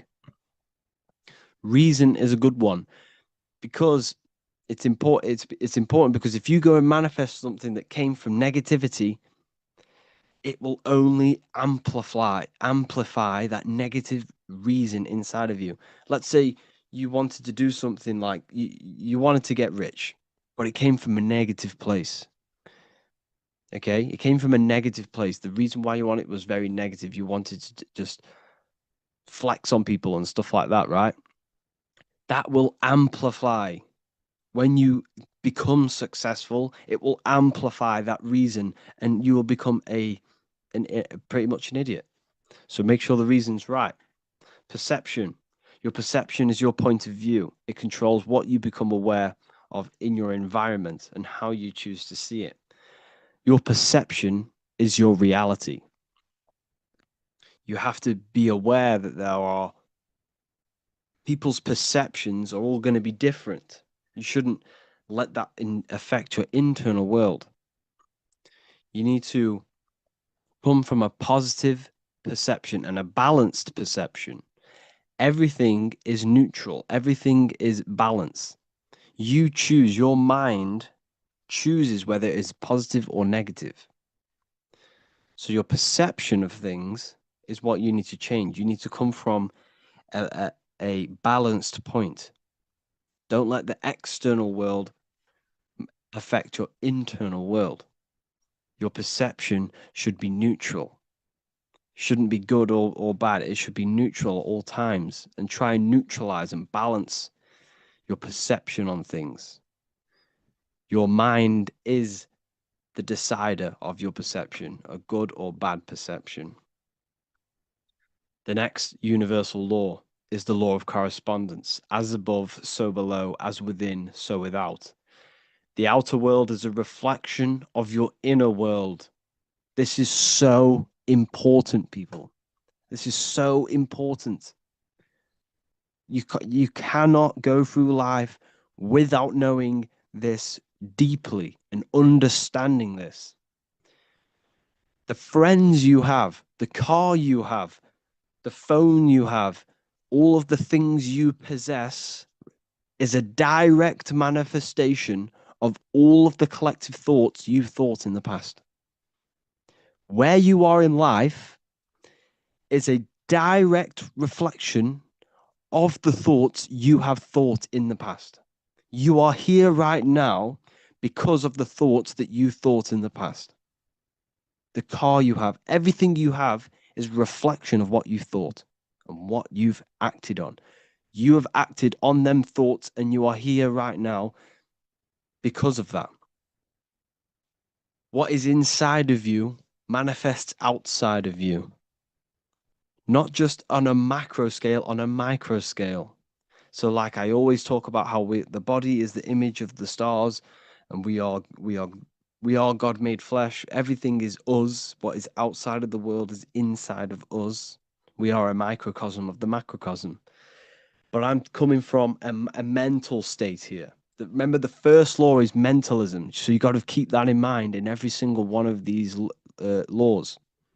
The first one is mentalism. What happens in the mind happens outside of you in some way or another. Okay. The thoughts you think become your emotions that you feel. What happens in heaven happens in earth. What happens in the head, the thoughts, happens in the heart, which is earth. Heaven and earth. Whatever you think becomes an emotion, and that emotion influences your behavior, which will influence your action in the physical world. So therefore, if you think and feel that you are happy and rich, that will manifest into your external world, that will manifest into your behavior, that will manifest into your vibration and attract people in that similar vibration. You see? So we are the physical effect of the spiritual. Hold on, two secs, sorry, people. So yes, you need to understand this, people. You have to understand this. Connect with the inner self, connect with the divine consciousness inside. Okay? Use your mind to think and feel properly, and this will manifest into your external world. The friends you have are a manifestation of your internal world. Until you change your internal state, you will outgrow the people around you. And this is what happens. Law of vibration. Everything is vibrating. The speed of vibration depends whether on something appears solid, liquid, or gas. Every thought you think is a vibration. You don't think thoughts. You do not think thoughts. You receive thoughts based on the frequency that you are tapped into, based on the vibration that you are on. Now, what do I mean? This is why we call it a mindset. You set your mind to frequencies. So when you set mental attention on a thought that you've received, you are tapping into that vibration, and you will receive thoughts based upon that vibration. So that you set your mind to a frequency, you receive information and thoughts based upon that frequency, that vibration. So when you think, feel, and speak higher vibrational things, this manifests into your external world, because remember the law before, what happens inside happens outside of you. If you think, feel, and speak higher vibrational things, this will attract people on the same vibration. Okay? You do this positive thinking, positive affirmations, and remembering mind over matter. Mind manipulates matter. God is mind. Everything is mind. The universe is mind. You change your vibration, you change the people around you. They will sense this. Your friends will sense this. The people, when you start elevating your vibration and thinking positively and no longer entertain the negativity, your friends will sense this, and they will say that you've changed. But what you need to realize is they're coming. What people say to you is a reflection of their internal state. So if someone's being negative to you, you've got to see that that is a reflection of their negative internal state that they think about themselves. What you say negative to someone else is something deep down that you see within yourself. As within, so without. As above, so below. The law of polarity. Everything has two poles, good and evil, love and hate, attraction, disconnection. All the opposing forces are actually the same substance, which is mind, in various degrees. Therefore, everything is one, which is mind. For example, water can be ice, solid, or fluid based off the degree of heat. It's the same substance, but the various degrees of the same thing. The universe is balanced. You need to be balanced between good and evil. Look at your body. You have a left arm and a right arm. Your head is in the center of it. You should become balanced. You should become balanced. Your mindset should be balanced. Your emotions should be balanced. Your diet should be balanced. Your work life. Everything should be balanced. You must first correct your underlying limiting beliefs. If you are unhappy in your job, you focus all of your energy on finding a new job. So think of it this way. There's polarity to everything. You hate where you are in life right now, more than likely. That's why you brought this course. You want to manifest something in your life. Not everyone, but some of you hate your life. Okay? That hatred, you shouldn't hate because that's gonna that's gonna hurt your body and your cells. But anyways, you can use that energy, the other end of that stick, that energy is draining you. Your hating mental state is draining your energy because you're letting it kill you.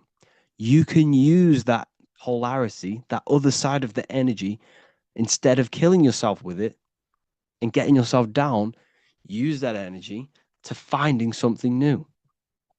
There's always two ends to the stick. I hate my job. You can either cry about it or use that energy to go and do something else and figure out what you can do. And that's the law of polarity. Use the other side. Use the polarity. Don't let it suck you in. Use it for purpose, for reason. The law of rhythm. Everything flows. Everything is out and in. Remember, the universe is made out of torus fields. This is a torus field. Comes out, back in, out and back in. This is a daily cycle. This is a yearly cycle. It's the cycle of the zodiac. It's the cycle of your life. You're out in the world, then you die from this world. You're out in this world, then you die from this world. Everything's a cycle. Everything's a rhythm. Everything has tides. All things rise and fall. Use the day and night cycle. Use the cycle. Create a cycle in your life. Don't don't let your life be chaotic. Don't be a feather in the wind. Create a purposeful cycle so that it works, so that you are progressing 1% every day towards this goal. Okay? Try not to get attached to outcomes, but work towards a mental state of neutrality or indifference. The key is non-attachment, positive thinking patterns. I need to get this out of the way. You hate your life. Okay. You hate your life. Hold on. My microphone's just changed. Okay, it doesn't matter. What you're experiencing now in life is a mental state. Think about this for a second. Everything is mind. You think, right, the job that you're in now, for example, you hate your job. You work at somewhere bad, you know, you're working in a gas station or, you hate it. You are suffering the mental state that you're in, not the actual job. You don't like the mental state that you're in. It's not the physical job. You're suffering the mind's reaction of what you're doing. Therefore, you desire a life where you do not feel this way. So what's that mean? What you really want is a altered mind state where you are not suffering mentally and emotionally. Therefore, use your mind. What you really, really want, deep, deep down, is a mindset. A mindset. You want a life where you're not suffering this mindset. So therefore, if you change this mind of yours, you change the emotional state. So when you do your bad job or when you're there, change the mindset. Change it as if you love and you experience blissfulness and you experience amazingness. And this will manifest into your life. When you go home, think and feel the reality that you want. Think and feel the reality that you want. Create a cycle. I've gone a bit off guard there. But what you really want is a mindset. This is what you need to understand. Everything is mind. Okay. If you had the mindset properly, you'd actually stay in that job. But it's the mindset that you hate, that you're suffering from. Cause and effect. Every cause has an effect. The physical world is the effect world. What you see and experience is an effect of mind. The root cause is the mind. The building you're in, the microphone I'm speaking into, is the effect of someone's mind. Therefore, use this properly. When you push a domino, it will push all more. Every little choice you make has a massive impact on the rest of your life. Every decision you decide has the biggest impact ever. It has a domino effect on your whole life and the people around you. So if you see someone, let's say you want to get financially free, you see someone, you make a little comment, nice car, nice shoes. That could spark a conversation where you speak to him and he changes your life. Speak to people, go to the gym, you know, conversate with people. If you want to become the best, you want to own a restaurant, go and work at a restaurant and learn how it works. Use the law of cause and effect. Speak to people. This is the most important thing. Speak to people and use the law of effect. Do the action. You can't just sit around visualizing all day, or else nothing will happen. You have to use the law of cause and effect. Every cause creates the effect. Take action on your thoughts, on these thoughts that are based on reaching your goal. The law of gender. Everything is masculine and feminine. How to apply. We can use the law of gender by balancing the spiritual higher self and the physical lower self or ego. It is important to not let the ego get out of control. Because when the ego becomes out of control, you're coming from a place of physicality. You're seeking physical pleasure. You need to come from a place of internal. You need to come from the internal. Don't let this external world run your life. Let the spiritual, the positive run your life. The place of calculated thoughts and calculated action. The internal dialogue.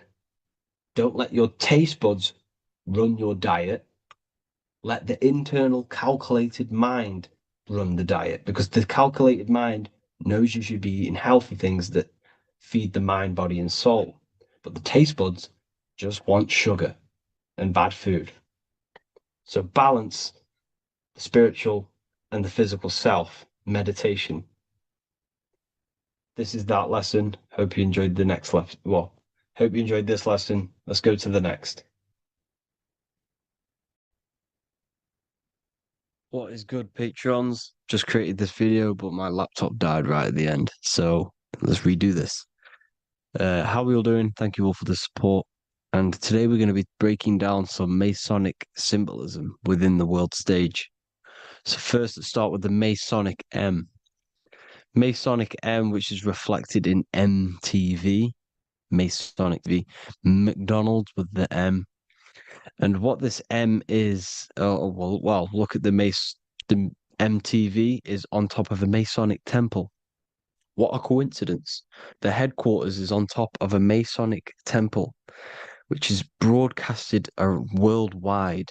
Well, it used to be anyway. I'm not sure if MTV is still going. But MTV was the beginning of the, pop music stage. And when pop music's really started to blow up, and MTV was broadcasting music and all sorts of stuff like that, which is all brainwashing. Television, television, and inside the television you have programs.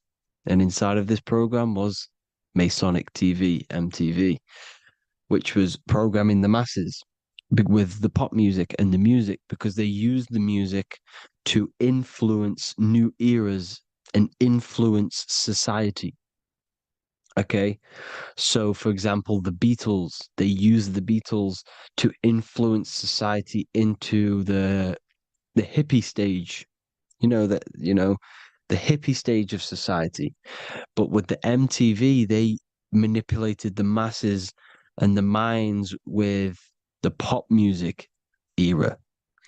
When pop music started to begin, this was the beginning of the degradation of women.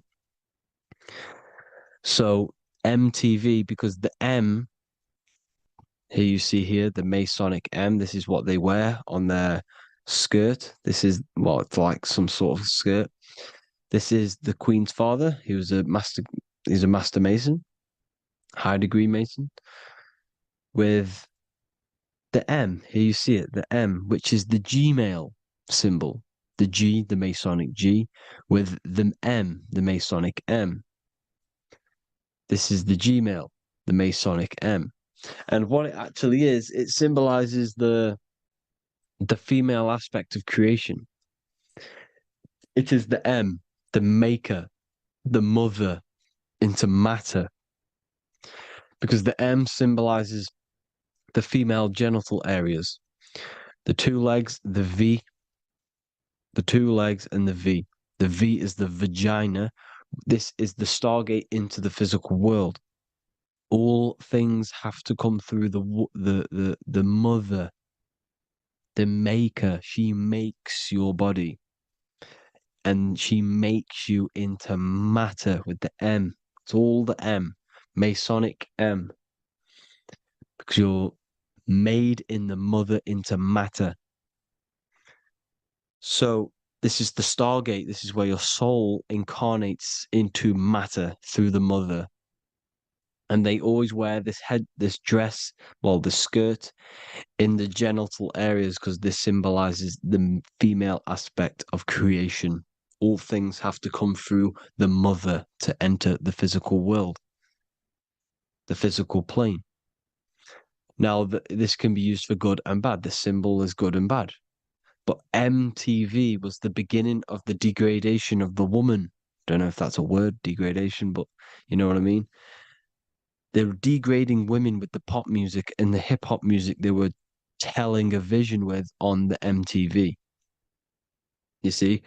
So this was the beginning of the pop era, pop music, Katy Perry, all this new stuff. Here you see the Egyptian wearing the skirt. This is symbolizing the sacred feminine.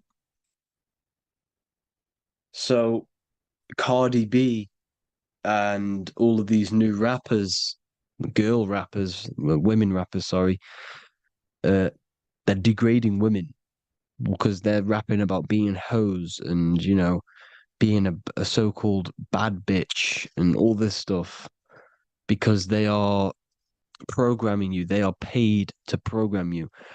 They have serious influences over the masses. They are paid millions and millions of pounds in order for them to brainwash you with the music. So basically, the record labels who are, you know, it, not in charge, but they are part of this evil cult running this whole world stage. They will come to you and say, "We'll pass you this much money. We'll pay you this much, in order for you to manifest this through your music." And thus, this will manifest into the minds of the masses, program the masses, program women to be so-called bad bitches and, you know, just complete programming.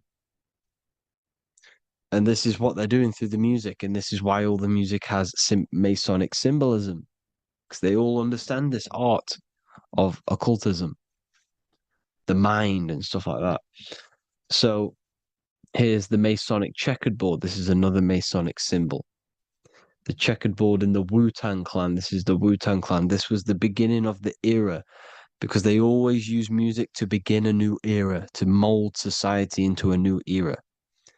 The Wu-Tang Clan was to mold society into more violence. This was in the 80s, 90s, when they started to push violence through the hip-hop music, which was the Wu-Tang Clan. They used the Wu-Tang Clan for this, pushing violence, drugs, the sex, all those vibrational things into the hip-hop music, which will then manifest into the minds of the masses. The more you listen to something, the more normal it becomes for your mind. This is why they feed you games like Call of Duty, Grand Theft Auto. Imagine if you never played these games in your whole life. You would have never seen blood. You'd never seen death, killing people. It's normal in our minds to kill people because we have done it on a video game. Imagine if you never seen that before and you saw death. This is why they are slowly turning us into satanic people. They're slowly brainwashing us to being satanic over the years. That's what they're doing. They're slowly brainwashing us into more satanic things. Because I'm telling you now, in the next 10 years, you'll be able to marry a 14-year-old. You'll be able to have sex with a minor. It's disgusting, but this is what they're doing.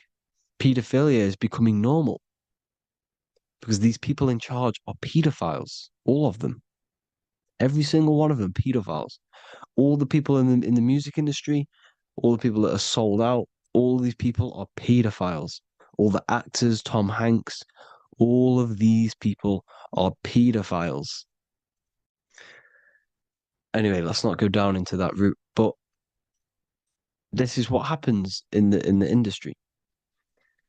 So Cardi B with the Masonic checkered board, Wu-Tang Clan with the Masonic checkered board. Here you see a magazine. He's also doing the hidden hand.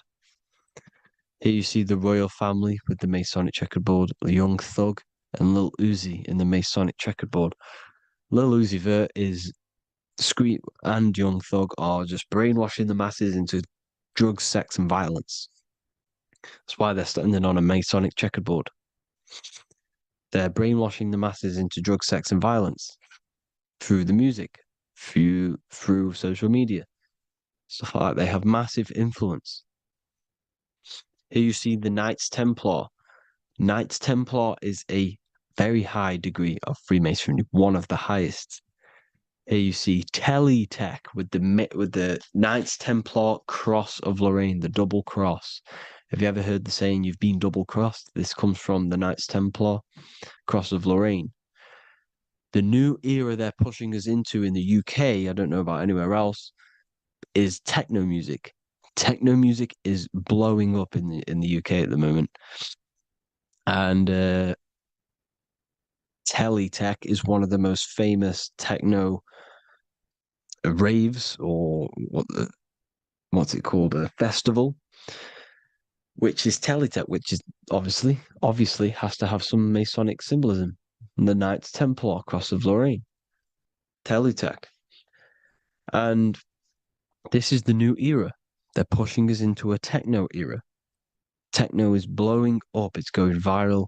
It's on some of the main stages at some big festivals.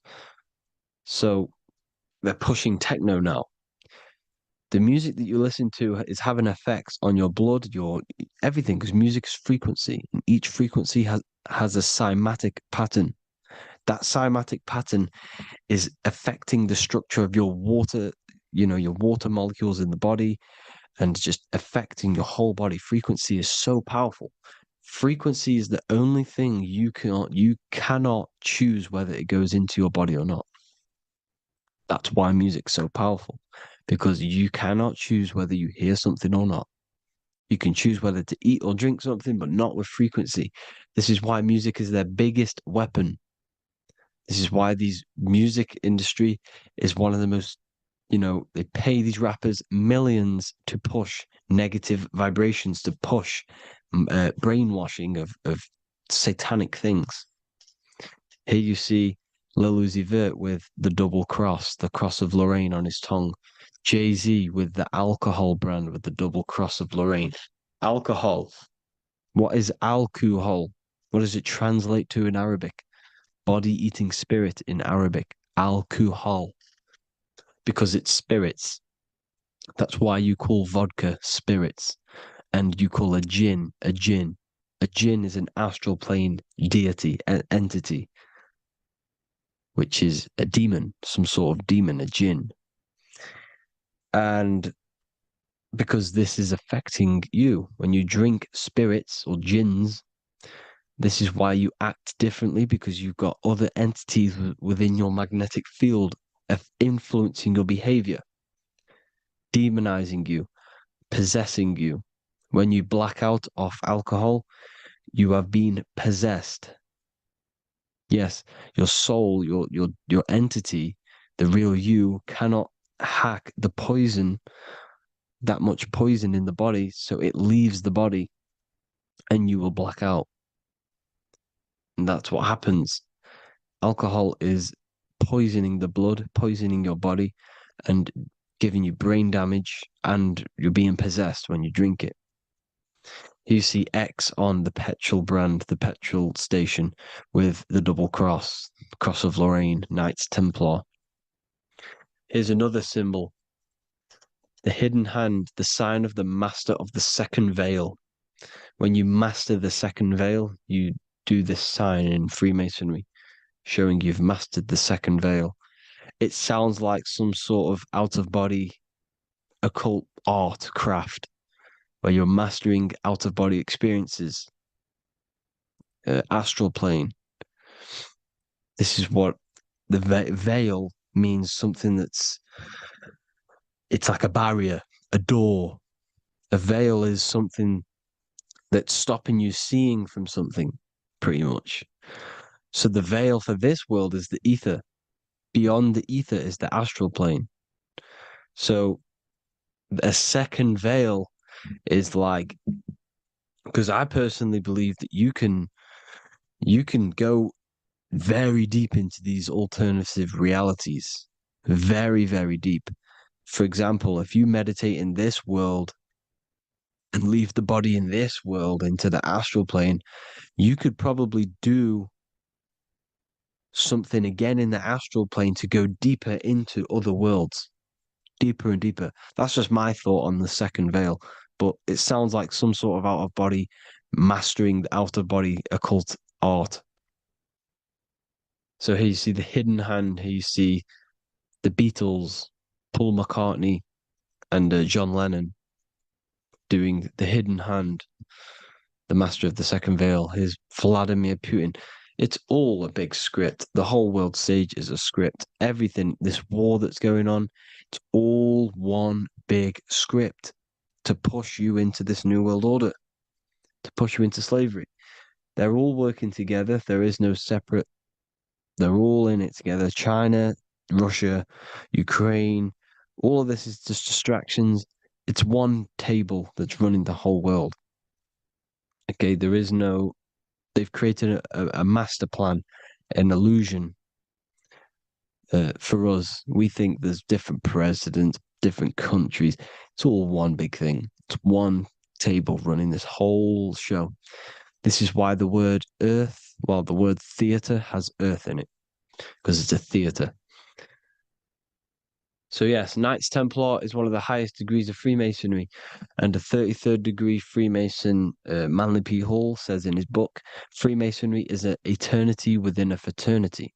Sorry, Freemasonry is a fraternity within a fraternity, an outer organization concealing an inner brotherhood of the elect. So here you see the Master Mason. This is the lowest degrees. Then you go into the Royal Archmason. Then you go into the Royal and Select Masters. This is when you start getting selected. The most brightest minds will be selected. I personally believe at the very, very top of this ladder is a very dark, evil society. A dark, evil society which is picking the right minds to pick and bring higher so they can push this new world order with the brightest minds. These people who, the very top of this, the Order of the Temple, the Order of the Knights Templar, the very tip top of Freemasonry, there are some very, very smart people, and they understand the whole of creation. They understand it, but from head to toe, through thick and thin, they know everything about this creation. They know how it works, everything. They're using all of this knowledge against us. I'm not saying every Freemason's a bad person, but the very people at the top and the select people who are getting selected are taking the dark route of Freemasonry. the dark occult sciences, dark magic, and stuff like that, and using this against us. Here you see the sign of the master of the third veil, but the staff. Here you see the staff with Prince Charles. I'm pretty sure that is. Forgive me if I'm wrong. I don't know the names of these royal family because they're all sick pedophiles and they're disgusting. So they're all Freemasons. They're all into this occult. They all run this show. Disgusting people. But yes, these people are all inside of this occult society. You see the Apple Store with the Masonic compass.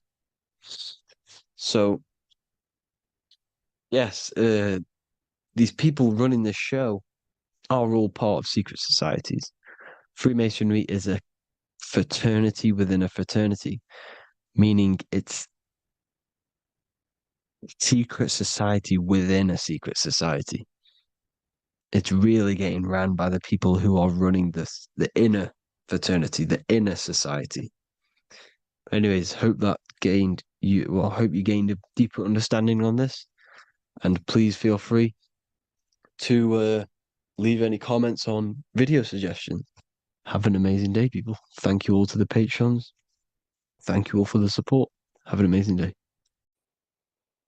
Lesson 10, affirmations. So when it comes to affirmations, you need to realize every word that you are speaking is an affirmation. Every word is contributing to frequency, and that frequency is penetrating the ether, the quantum field, your body, and molding your mind.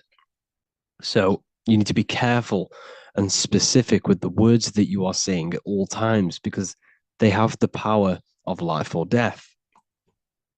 So when you speak an affirmation or a statement, you need to make sure that you are speaking in present tense. The reason for this is because the subconscious mind does not know the future or the past. It only knows the now and it only knows you. And because it only knows you, you have to speak to it.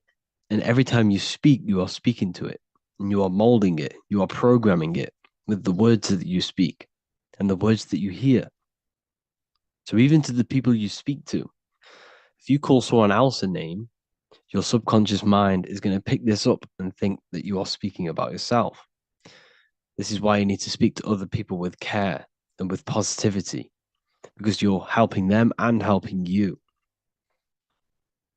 So you need to make sure that every word is contributing to your mind, contributing and positively going to impact your mind and your vibration. So be very careful the words that you say. So when you say statements and affirmations, you want to make sure they're in the present tense, which is I am, I have. Okay. So let's say you want financial freedom, you say I am financially free. And if you say I want financial freedom or I will have financial freedom, it's not as powerful. You need to use the present tense. You need to trick the subconscious mind that you already have it and that you already possess. And this means you become that frequency and you become that mind, you become that person. So the way I did it was that I recorded. I downloaded an app on my phone, a voice recording app, and I'd said affirmations into it well, I listened to it every day. It was just different affirmations about what I wanted. I am affirmations, and I listened to them as much as I can. I didn't just do it in the mornings. I'd listen to it every single morning, every single night, guaranteed. But whenever I had time or whenever my mind was free, I would say them, I would state them, I would become them. You need to become the words that you are saying. You need to have emotion behind them when you say affirmations. And yeah, I just repeated them as much as possible on a daily basis and filled my mind with these words to create the program in the subconscious. And it's so important you do this because this is a massive effect, and it's a form of magic. Just literally creating a program in your mind is a form of magic, and you will see it. It slowly seeps into your life. It doesn't just appear one day. It slowly seeps into your life before your eyes, and you won't even realize. And one day you'll be realizing, wow, this is what I dreamed for. This is what I've been manifesting. And you won't realize it just slowly comes into your life. It becomes one with your life, whatever you're trying to manifest. So yes, make sure they're in the present tense and you are saying them with emotion. Do them every single morning when your brain is in theta. Because when you wake up, your brain is producing theta waves or theta waves, which means your subconscious mind is wide open to programming. So you need to make sure that you're saying them then. And this is also in your brain is also in theta waves just before you go to sleep. So sometimes I would listen to them over and over. I'd have them on repeat whilst I sleep, and I'd wake up and I'd still listen to them. You need to get these words that ingrained in your mind and these statements that ingrained in your mind that it rewires your brain and it rewires your whole DNA in your body, and it will slowly seep into your life. Okay, this is a very powerful technique.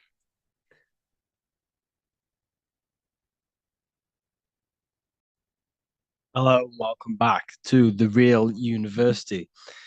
Today we're going to be talking about hidden spells within the language, English language. This is why we call it spelling.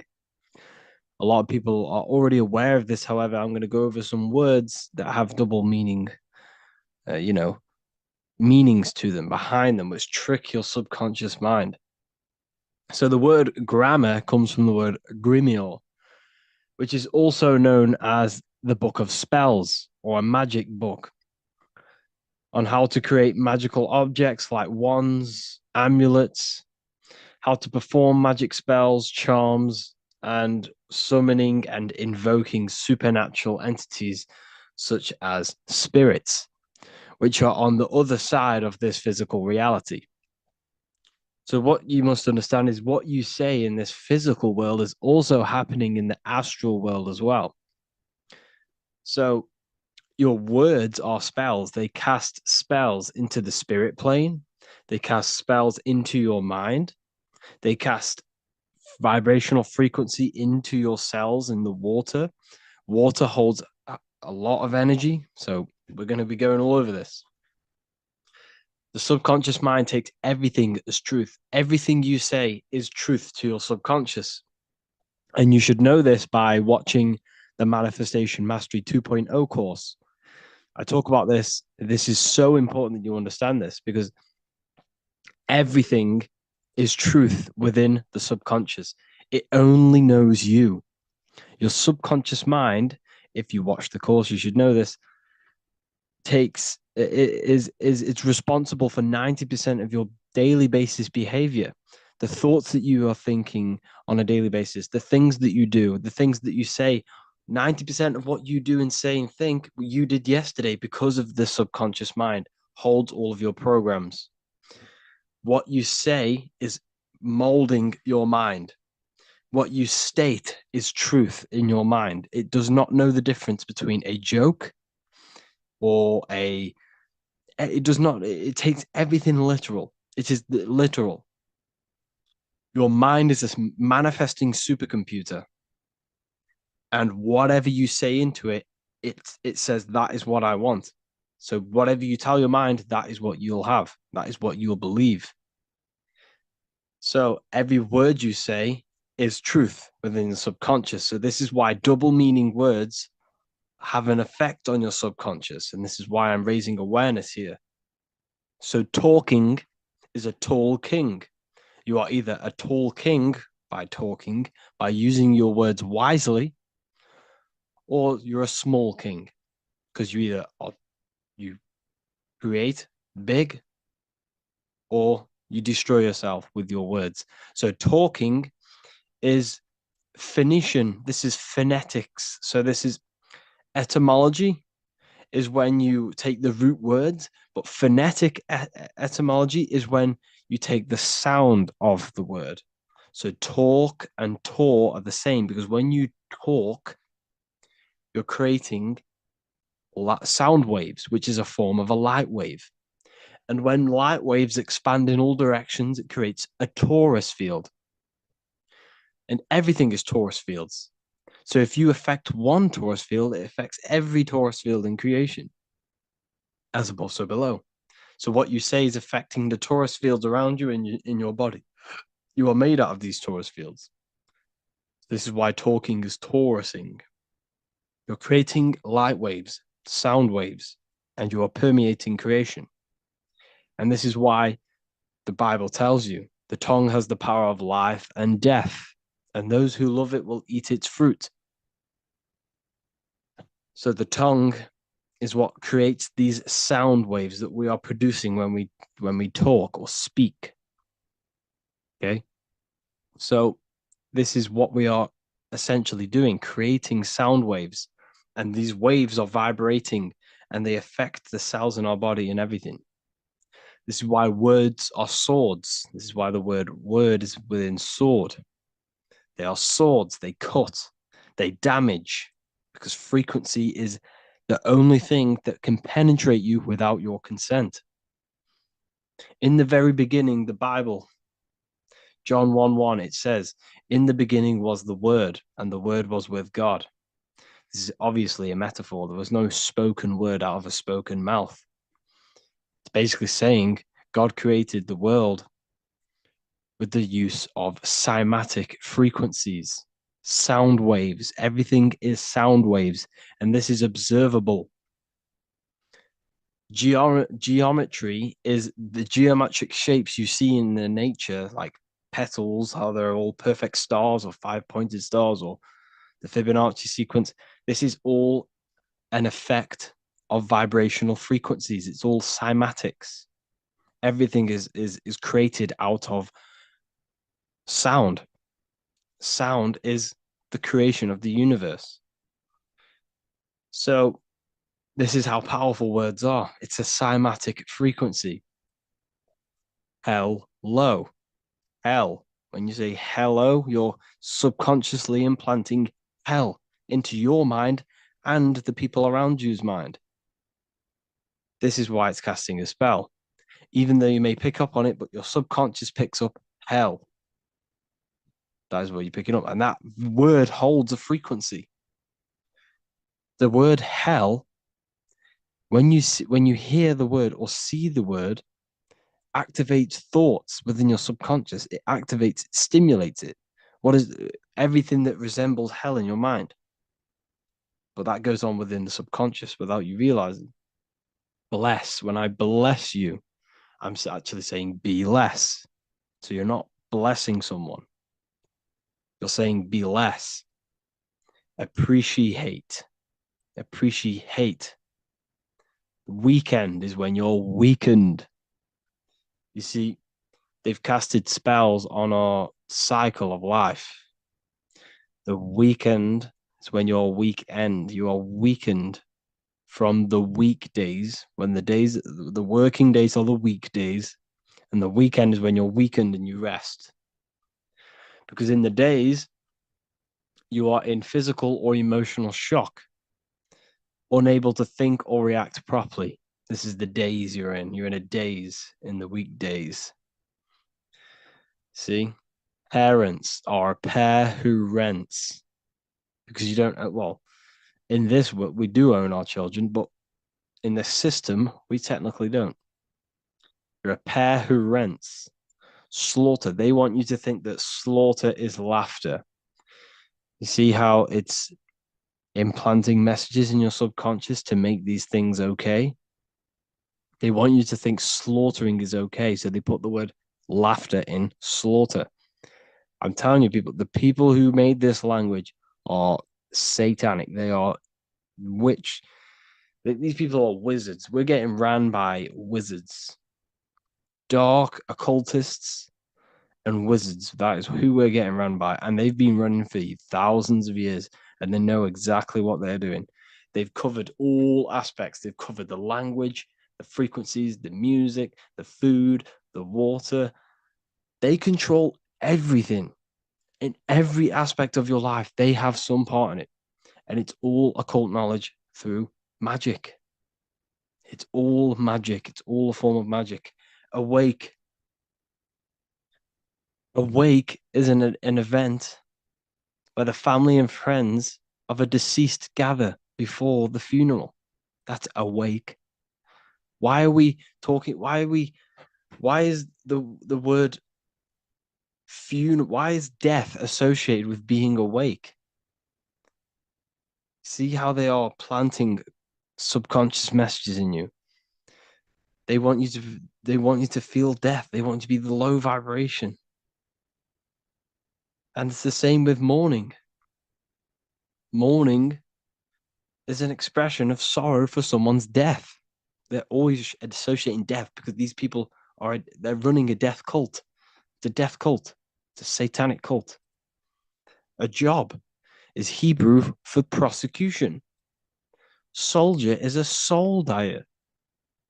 If you go into the army, you're a soul dyer that they just use your soul to die. And then you just wasted your time in physical incarnation. Because you never die. You will never ever die. Ever. You're eternal. You never ever die. This body is just a suit. So you're a soul dyer if you go in the soul, if you're a soldier. SOL means soul or sun, because the sun is a soul. Music. So we say music. See, MEU sick. Music. See how it's me, you sick? Music. Me, you sick, because music is frequency, and frequency penetrates your body without your consent. The music we listen to today is making people sick mentally, emotionally, and physically. What you hear, what you see goes into the mind, it goes into the body and the spirit. It destroys you. It's hypnotism. Music is hypnotic. It's a form of hypnosis. When you listen to music and you can't think. You can't think. It makes your body move without you even being conscious of it. It's hypnosis. It makes you sick. The right music is good, don't get me wrong, but the music they use today is making you, me and you, sick. And that's another one. When we say things are sick, oh, that's really good. So we say sick. It's another spell that you're casting. You're calling yourself sick. Your subconscious mind doesn't know the difference. You're calling yourself sick, ill. Spellcasters will often use the word abracadabra when spellcasting. This is because the word abracadabra in magic means I create when I speak. Every word you say is molding your mind in some form of way. Not only is it molding your mind, you're casting frequency, you're producing frequency, light waves, sound waves into the ether around you. Okay. This is another good one. Look at the 5 vowels. A, E, I, O, U. They tell you to speak it in this order as well. They teach you this order, this exact order. A, E, I, O, U. I, O, U. Subconscious spell on yourself without you even realizing it. It's a subliminal message that you will not realize, but your subconscious will pick up. We are taught to speak them in the specific arrangement because the last 3 letters have a double meaning. You were never taught how the history of money, how it works, and how to obtain it, because your role in this system is to remain a slave. So they teach you this, AEIOU, and they do that when you are very, very, very young, because since the age of 7, so from 0 to 7, that is when your subconscious mind is wide open. So when a baby, why do you think they pick up on everything you do? If you say one thing, the next day they're saying it. It's because their subconscious is wide open to programs. Why? Because they're trying to learn what this world is. So their subconscious mind is wide open, taking in everything that you do, everything you say, your body language, the way you handle yourself, the way you talk to other people. They're taking in every little thing you say and do and making that a program so they can understand this world and the people around them. And at the age of 7, that is when their programs are written for life and they will basically go off them for the rest of their lives. This is why it's important to look after what you do in front of your children, not just what you say, your body language. the things you eat, they pick up on everything. They're trying to make a sense of the world. From the age of 0 to 7 in school, you learn this. I owe you. It belittles you. You owe nothing. You, no one has right over you. This should not be real. There should be no government. We should not have. No one should be over you. Everyone is equal. Everyone is the I. Everyone is God manifested. So we don't owe anyone anything, but it's a spell in your subconscious. Signature, sign your nature. Sig is sigil. A sigil is a magic. Is a sorry, excuse me. Is a symbol used for magic. A sigil nature. So your signature is your sigil. And when you sign that, it gives mental power over you. Once you have put your sigil into that paper, they now have mental power over you. It's magic. It's all a form of magic and brainwashing. Okay. When we say the word we're saying we're trying to use God to manifest that. Okay. Because the comes from theo in Greek, which means God. So when we say theology, ology means the study of. Theology is the study of God. That's what theology is. Theo, when we say I am we are using God to bring it into existence. God is the I am. The I behind you, the I am, that's God. That's what manifested everything in your life. Everything in your life, that invisible creator inside of you has manifested everything you physically see. You are the invisible architecture, the invisible artist behind your life. The I, that's God. The only one. So when we use the word I am, well, this is how to bring the power to yourself. When we say I am strong, I am wealthy, I am free, I am financially free. When we say this, that I am, this is when we are bringing we are directing vibrational frequency into our own being, into our own magnetic field, and into our own life. This is how we direct vibrational frequency and direct our word. So when we say I am directing my frequency into myself to manifest something external. Also known as the chi or the prana. It's just basically your magnetic energy. So speaking has the ability to change your genes and DNA expressions. When we listen to affirmations over and over and say them over and over for a long period of time, your genes will change. And your genes are a code for your external world, pretty much. Anything that is written in your genes will manifest into your external world. Okay. All of this is just done by your intentions, thoughts, and what you say. And if you think this is a conspiracy theory was a term invented by the CIA to discredit, confuse, ridicule, and disqualify any alternative information that contradicted the mainstream narrative. That's what a conspiracy theory was. It was created by the CIA for any belief that went against their mainstream narrative. Hollywood, the biggest spell casting scheme cult in the world.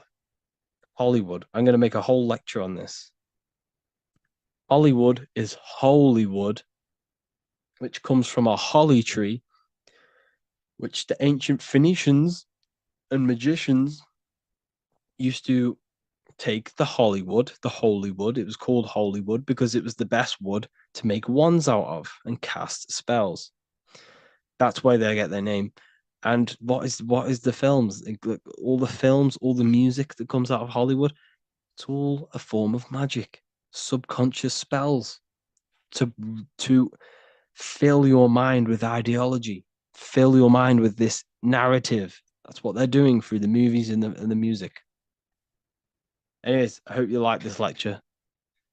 Thank you all for joining the real university. I hope you're all learning a lot here and looking forward to making some more awareness for you and more knowledge. Have an amazing day, people. Today, going to be talking about numerology and the numbers. So, first of all, the numbers that we see are what the symbols used for numbers, because the numbers itself are not the symbols. Numbers are energy, they are things that exist within our consciousness. Everything we see exists in our consciousness. There is nothing outside of you that is not inside of you.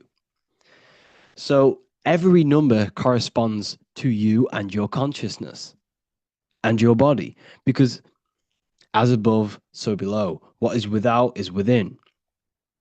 So the symbols used to determine numbers are produced by the angles. So one has one angle, zero has zero angles. So we're looking at the angles of these symbols. They're also sigils. You see, what we see with our eyes is going into the mind, and the mind is determining what that symbol is. So essentially, symbols are mental, they trigger thoughts, they trigger things within your consciousness, within your subconscious. That's why symbols are very powerful. When you look at the symbol of Nike, you'll look when you visually see it, it triggers the association of thoughts within your consciousness. So symbols are very powerful. So the number one is God, the one source, the one consciousness, the one energy, the one all-seeing eye on top of the pyramid. This represents God, which is a microcosm of you, your consciousness. That's why the number one is also determined as one line. One straight line means God. This is the one force of the universe. The one consciousness expressed in millions and billions and trillions of different life forms. You are God, I am God. That's why the Roman numerals I, the letter I is one, because there is one God, one I am within all of us. Every single one of us refers to ourselves as I. I is the highest aspect of your being.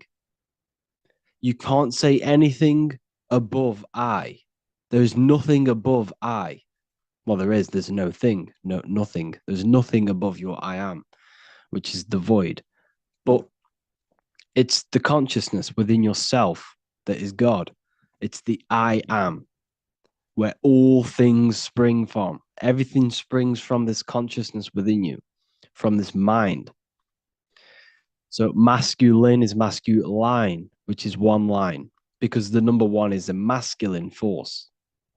I'm not saying God is masculine. I'm saying the number one is a masculine number. It represents action. This is the pure force. Okay.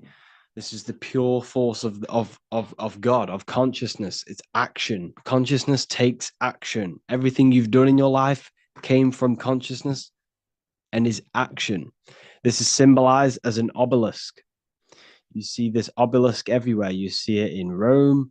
You'll see it in Egypt. You will see it in pretty much every city. You'll see a straight obelisk represents the number one, which is God. You see this in Washington, D.C. as well. If you go to Washington, and you will see the Vesica Pisces, and in the middle of the interwoven lines of the interwoven circles of the Vesica Pisces, you'll see the obelisk, because this is symbolizing the one, which then goes into two. This represents you and God, you and the soul, the consciousness. This represents the yin and the yang energy of the whole universe. There is the universe is created by these two energies, these two polar opposite energies, which is represented in the physical world as the sun and the moon. The sun and the moon are physical manifestations of conscious and subconscious, male and female, positive and negative, light and dark, light and darkness. Everything that exists in light exists in darkness. You exist in a physical body, which is the light, and you exist in consciousness, in the darkness. You have a physical self, you have a non-physical self. You have a true self and an echo, which is the body. It also represents division. So this is division between spirit and matter, the consciousness and the body. You, your body, and God, the body and God, which is consciousness. It's the mirror, which is symbolized as the two pillars in Freemasonry. You have a left side of your body, you have a right side of your body. You have a left ear and a right ear. This is the number 2. You are split down the middle. Your body is split straight down the middle, and you have two sides of everything. And in between the two sides of everything, you have one consciousness in the middle of the brain, which is the number 1. And this is 2. So 2 represents the division, spirit and matter. Now, it also represents as above, so below. Your life is a reflection of your consciousness. Whatever is happening within your consciousness, mentally, mentally and emotionally, is manifested into your life, and that is your life. Your life is a reflection of your internal state. Every thought has led you to this very point in your life. Every action has led you to this very point in your life. And them actions started within mind or consciousness. So it represents as above, so below. Everything within your being is manifested from these two male and female energies, the left and the right hemispheres of your brain. Everything you do is created by these two energies. Okay. So you have the conscious, which is the light, the subconscious, which is the darkness. The conscious mind brings into light out of the darkness. So now what do I mean? The subconscious is the hidden aspect of your mind. This is the hidden self, the shadow self, where all of your little things that you do. Now, what's an example? Do you really love the person you're in a partnership with, or a relationship with? Or is it coming from a hidden aspect of yourself? Is it coming from a place of fear of being alone? Is it coming from a sexual desire within your subconscious? You see, there's a shadow self and a light self. The conscious mind brings into light what is in the subconscious. The number 3 represents the Trinity. This is why you always see God inside of a triangle. Well, sorry, it's not God. The eye inside of the triangle. This is the triad. Okay. This represents the 3 aspects of your consciousness: thoughts, emotions, and actions. These 3 things must be in harmony in order for you to manifest your desire. In order for your consciousness to create, there must be thought, an emotion, and an action. These 3 things are foundation for creation. You can't create without, well, you can, but they won't be to your maximum potential if you do not have these 3 aspects of yourself in balance. If you want to create and manifest your life, you can't sit there and meditate. You can't sit there and visualize all day long. Yes, this helps. It helps reprogramming your mind, but you need the action. The action is one of the most important, but they need to be in balance. There must be thoughts, emotions, and actions. Now, the daytime represents action. Okay. The nighttime represents thoughts and action. At the nighttime, people tend to reflect. People are alone. You're by yourself mainly, or you're in bed. It's you and your mind. This represents the winter time also. The winter time also represents this inner state of reflection. And the summertime represents the action. So you must have these 3 aspects of yourself in harmony for you to manifest a desire that you want. It represents transformation. It represents new life, resurrection. Jesus was in the cave for 3 days, and then he had a resurrection, a new life, a transformation. So consciousness is always transforming into new and bigger things. Your consciousness is always expanding. It's always transforming into new ways of thinking, into new chapters of your life. I'm currently going through a new chapter in my life. Big things are changing. And it's the evolution of your consciousness. This is what the number 3 represents. You know, 3 also represents, if you look at the Kabbalistic tree, you have the top 3 spheres. Now we're going to be going into the Kabbalistic tree. I'm going to be doing some lectures soon on it. But that is very, so the top 3 spheres also representing the triangle with the eye in it. If you know anything about Kabbalah, you'll understand. Now, number 4, this represents foundation. You have a fourfold nature. You have 4 corners on a table. This is the foundation of yourself. Now, the foundation of yourself is mental, astral, etheric, physical, which is, you also have 4 directions: north, east, west, and south. 4 physical elements, 4 stages of consciousness, 4 seasons in the year, 4 gospels, 4 fixed signs of the zodiac. Now, everything you've been told about the zodiac is pretty much a externalization of the zodiac. The 12 zodiac represents the 12 aspects of your soul, your consciousness.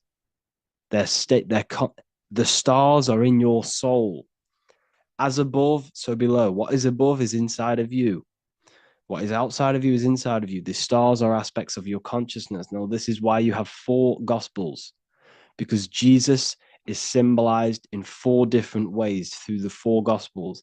You see him in the 4 types of, basically, the 4 gospels are the 4 ways of portraying Jesus in the 4 aspects of consciousness, which are the 4 elements. Okay. So you have air, which is the mental aspect. You have fire, which is the spiritual aspect. You have water, which is the emotional aspect. And you have the earth, which is the physical aspect of yourself. These correspond with the 4 ways they portray Jesus in the 4 gospels. Okay. So this is also representing the foundations of consciousness. The 4 elements correspond with your consciousness.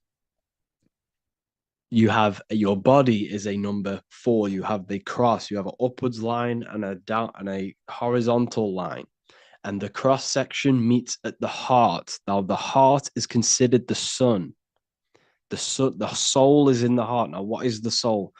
The soul is the essence of you, your personality, your level of charisma, when you think of someone. If you think of someone you absolutely love and you have a great connection with, you're not thinking about their body.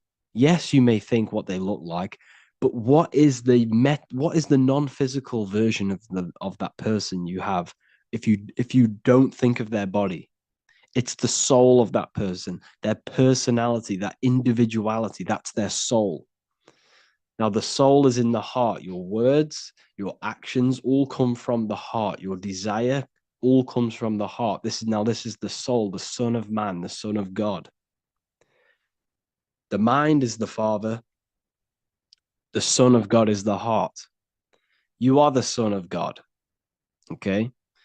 So when Jesus is portrayed as the sun, the sun you see in the sky, he always has the sun behind his head. Now, this represents the Son of Man, the soul of man, the heart of man, the core essence of someone. So that's what the sun is, because the sun in the sky corresponds with your heart. It corresponds with your heart. It's also on the Kabbalistic tree, this represents Teferot, the middle sphere, where all of the pathways on the tree connect to the middle sphere, which is the heart of man. We're going to be going to the Kabbalah soon. 5. So yeah, 4 represents the foundations of your consciousness. In your external world, this represents the foundation of manifestation. In order for you to build an empire, you must have 4 corners. You must have foundation. In order for you to have a table, you must have 4 corners.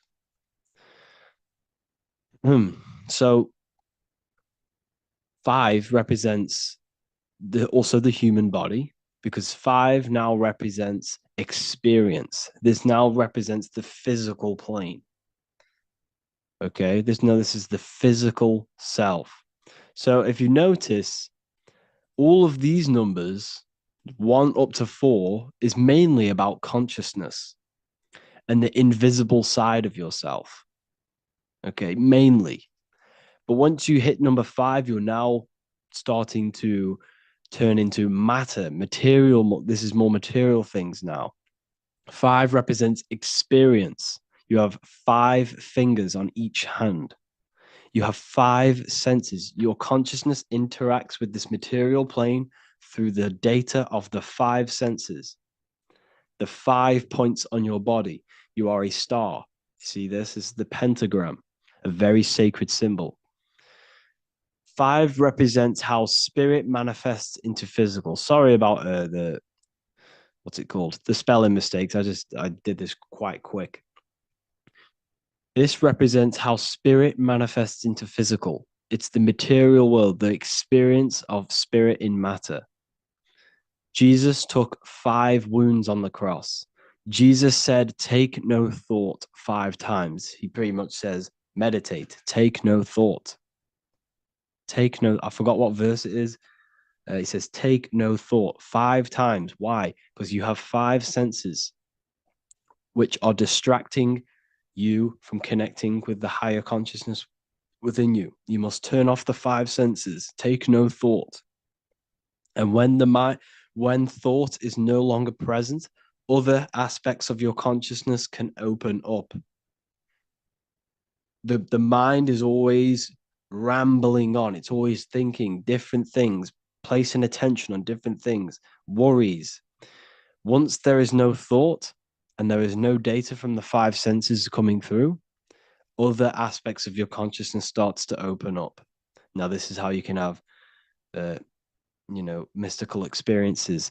Now, Jesus on the cross took the 5 wounds. Jesus crucified on the cross. How did he get up to the cross? He carried the cross up the mountain, which represents elevation of consciousness.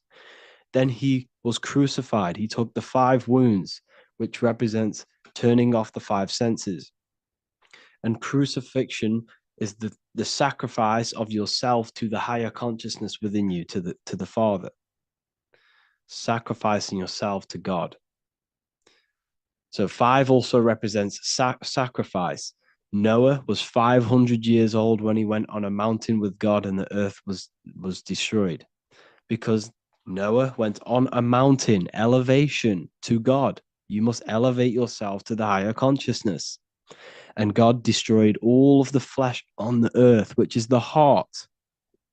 Earth rearranged his heart. He killed all the desire, because all desire comes from the heart. So what this represents Noah's Ark is your brain. It's the ark. You raise yourself to the higher consciousness and you kill all of the flesh, all of the desire for physical things in the heart. And it's the purification of the heart. It's an allegory. Number 6 represents the physical world. This is the most physical number. 666. 6 God worship, Drake, represents the physical plane. You have 6 sides on a cube. There are 6 sides in the physical plane. You can go up, you can go down, you can go left, you can go right, you can go forwards and backwards. That is a 6-sided cube. Jesus turned 6 jars of water into wine. Water's emotion, wine is manifestation. He's turned his emotions into manifestation. It's all there. This is all numerology. 6 is the world of matter. 6 is also representing the lower mind. That's why you have 666. 3 represents, like I said, the thoughts, emotions, and actions. So you have 6 3 times. 666 is your thoughts, emotions, and actions, all contributing towards the physical world. which is the lower mind, the devil, the mark of the beast. You're placing all of your creational aspects, the three aspects of consciousness, into six, which is the physical world. That's 666. Six represents the creation, physical creation. There are 6 days of creation, and then God rested on the last day, it's the seventh day. It represents laws, doctrines, and physical things. The number seven, seven chakras, seven colors, seven diatonic musical tones, 7 days of the week, the seven visible planets, the seven metals, everything's septenary. Seven represents the awakened human, a higher level of spiritual and personal development. It's why you see the Masons use the G with the light. This is the light. This is your brain. Well, this is your arc. This is your head. G in the middle is your consciousness. Seven.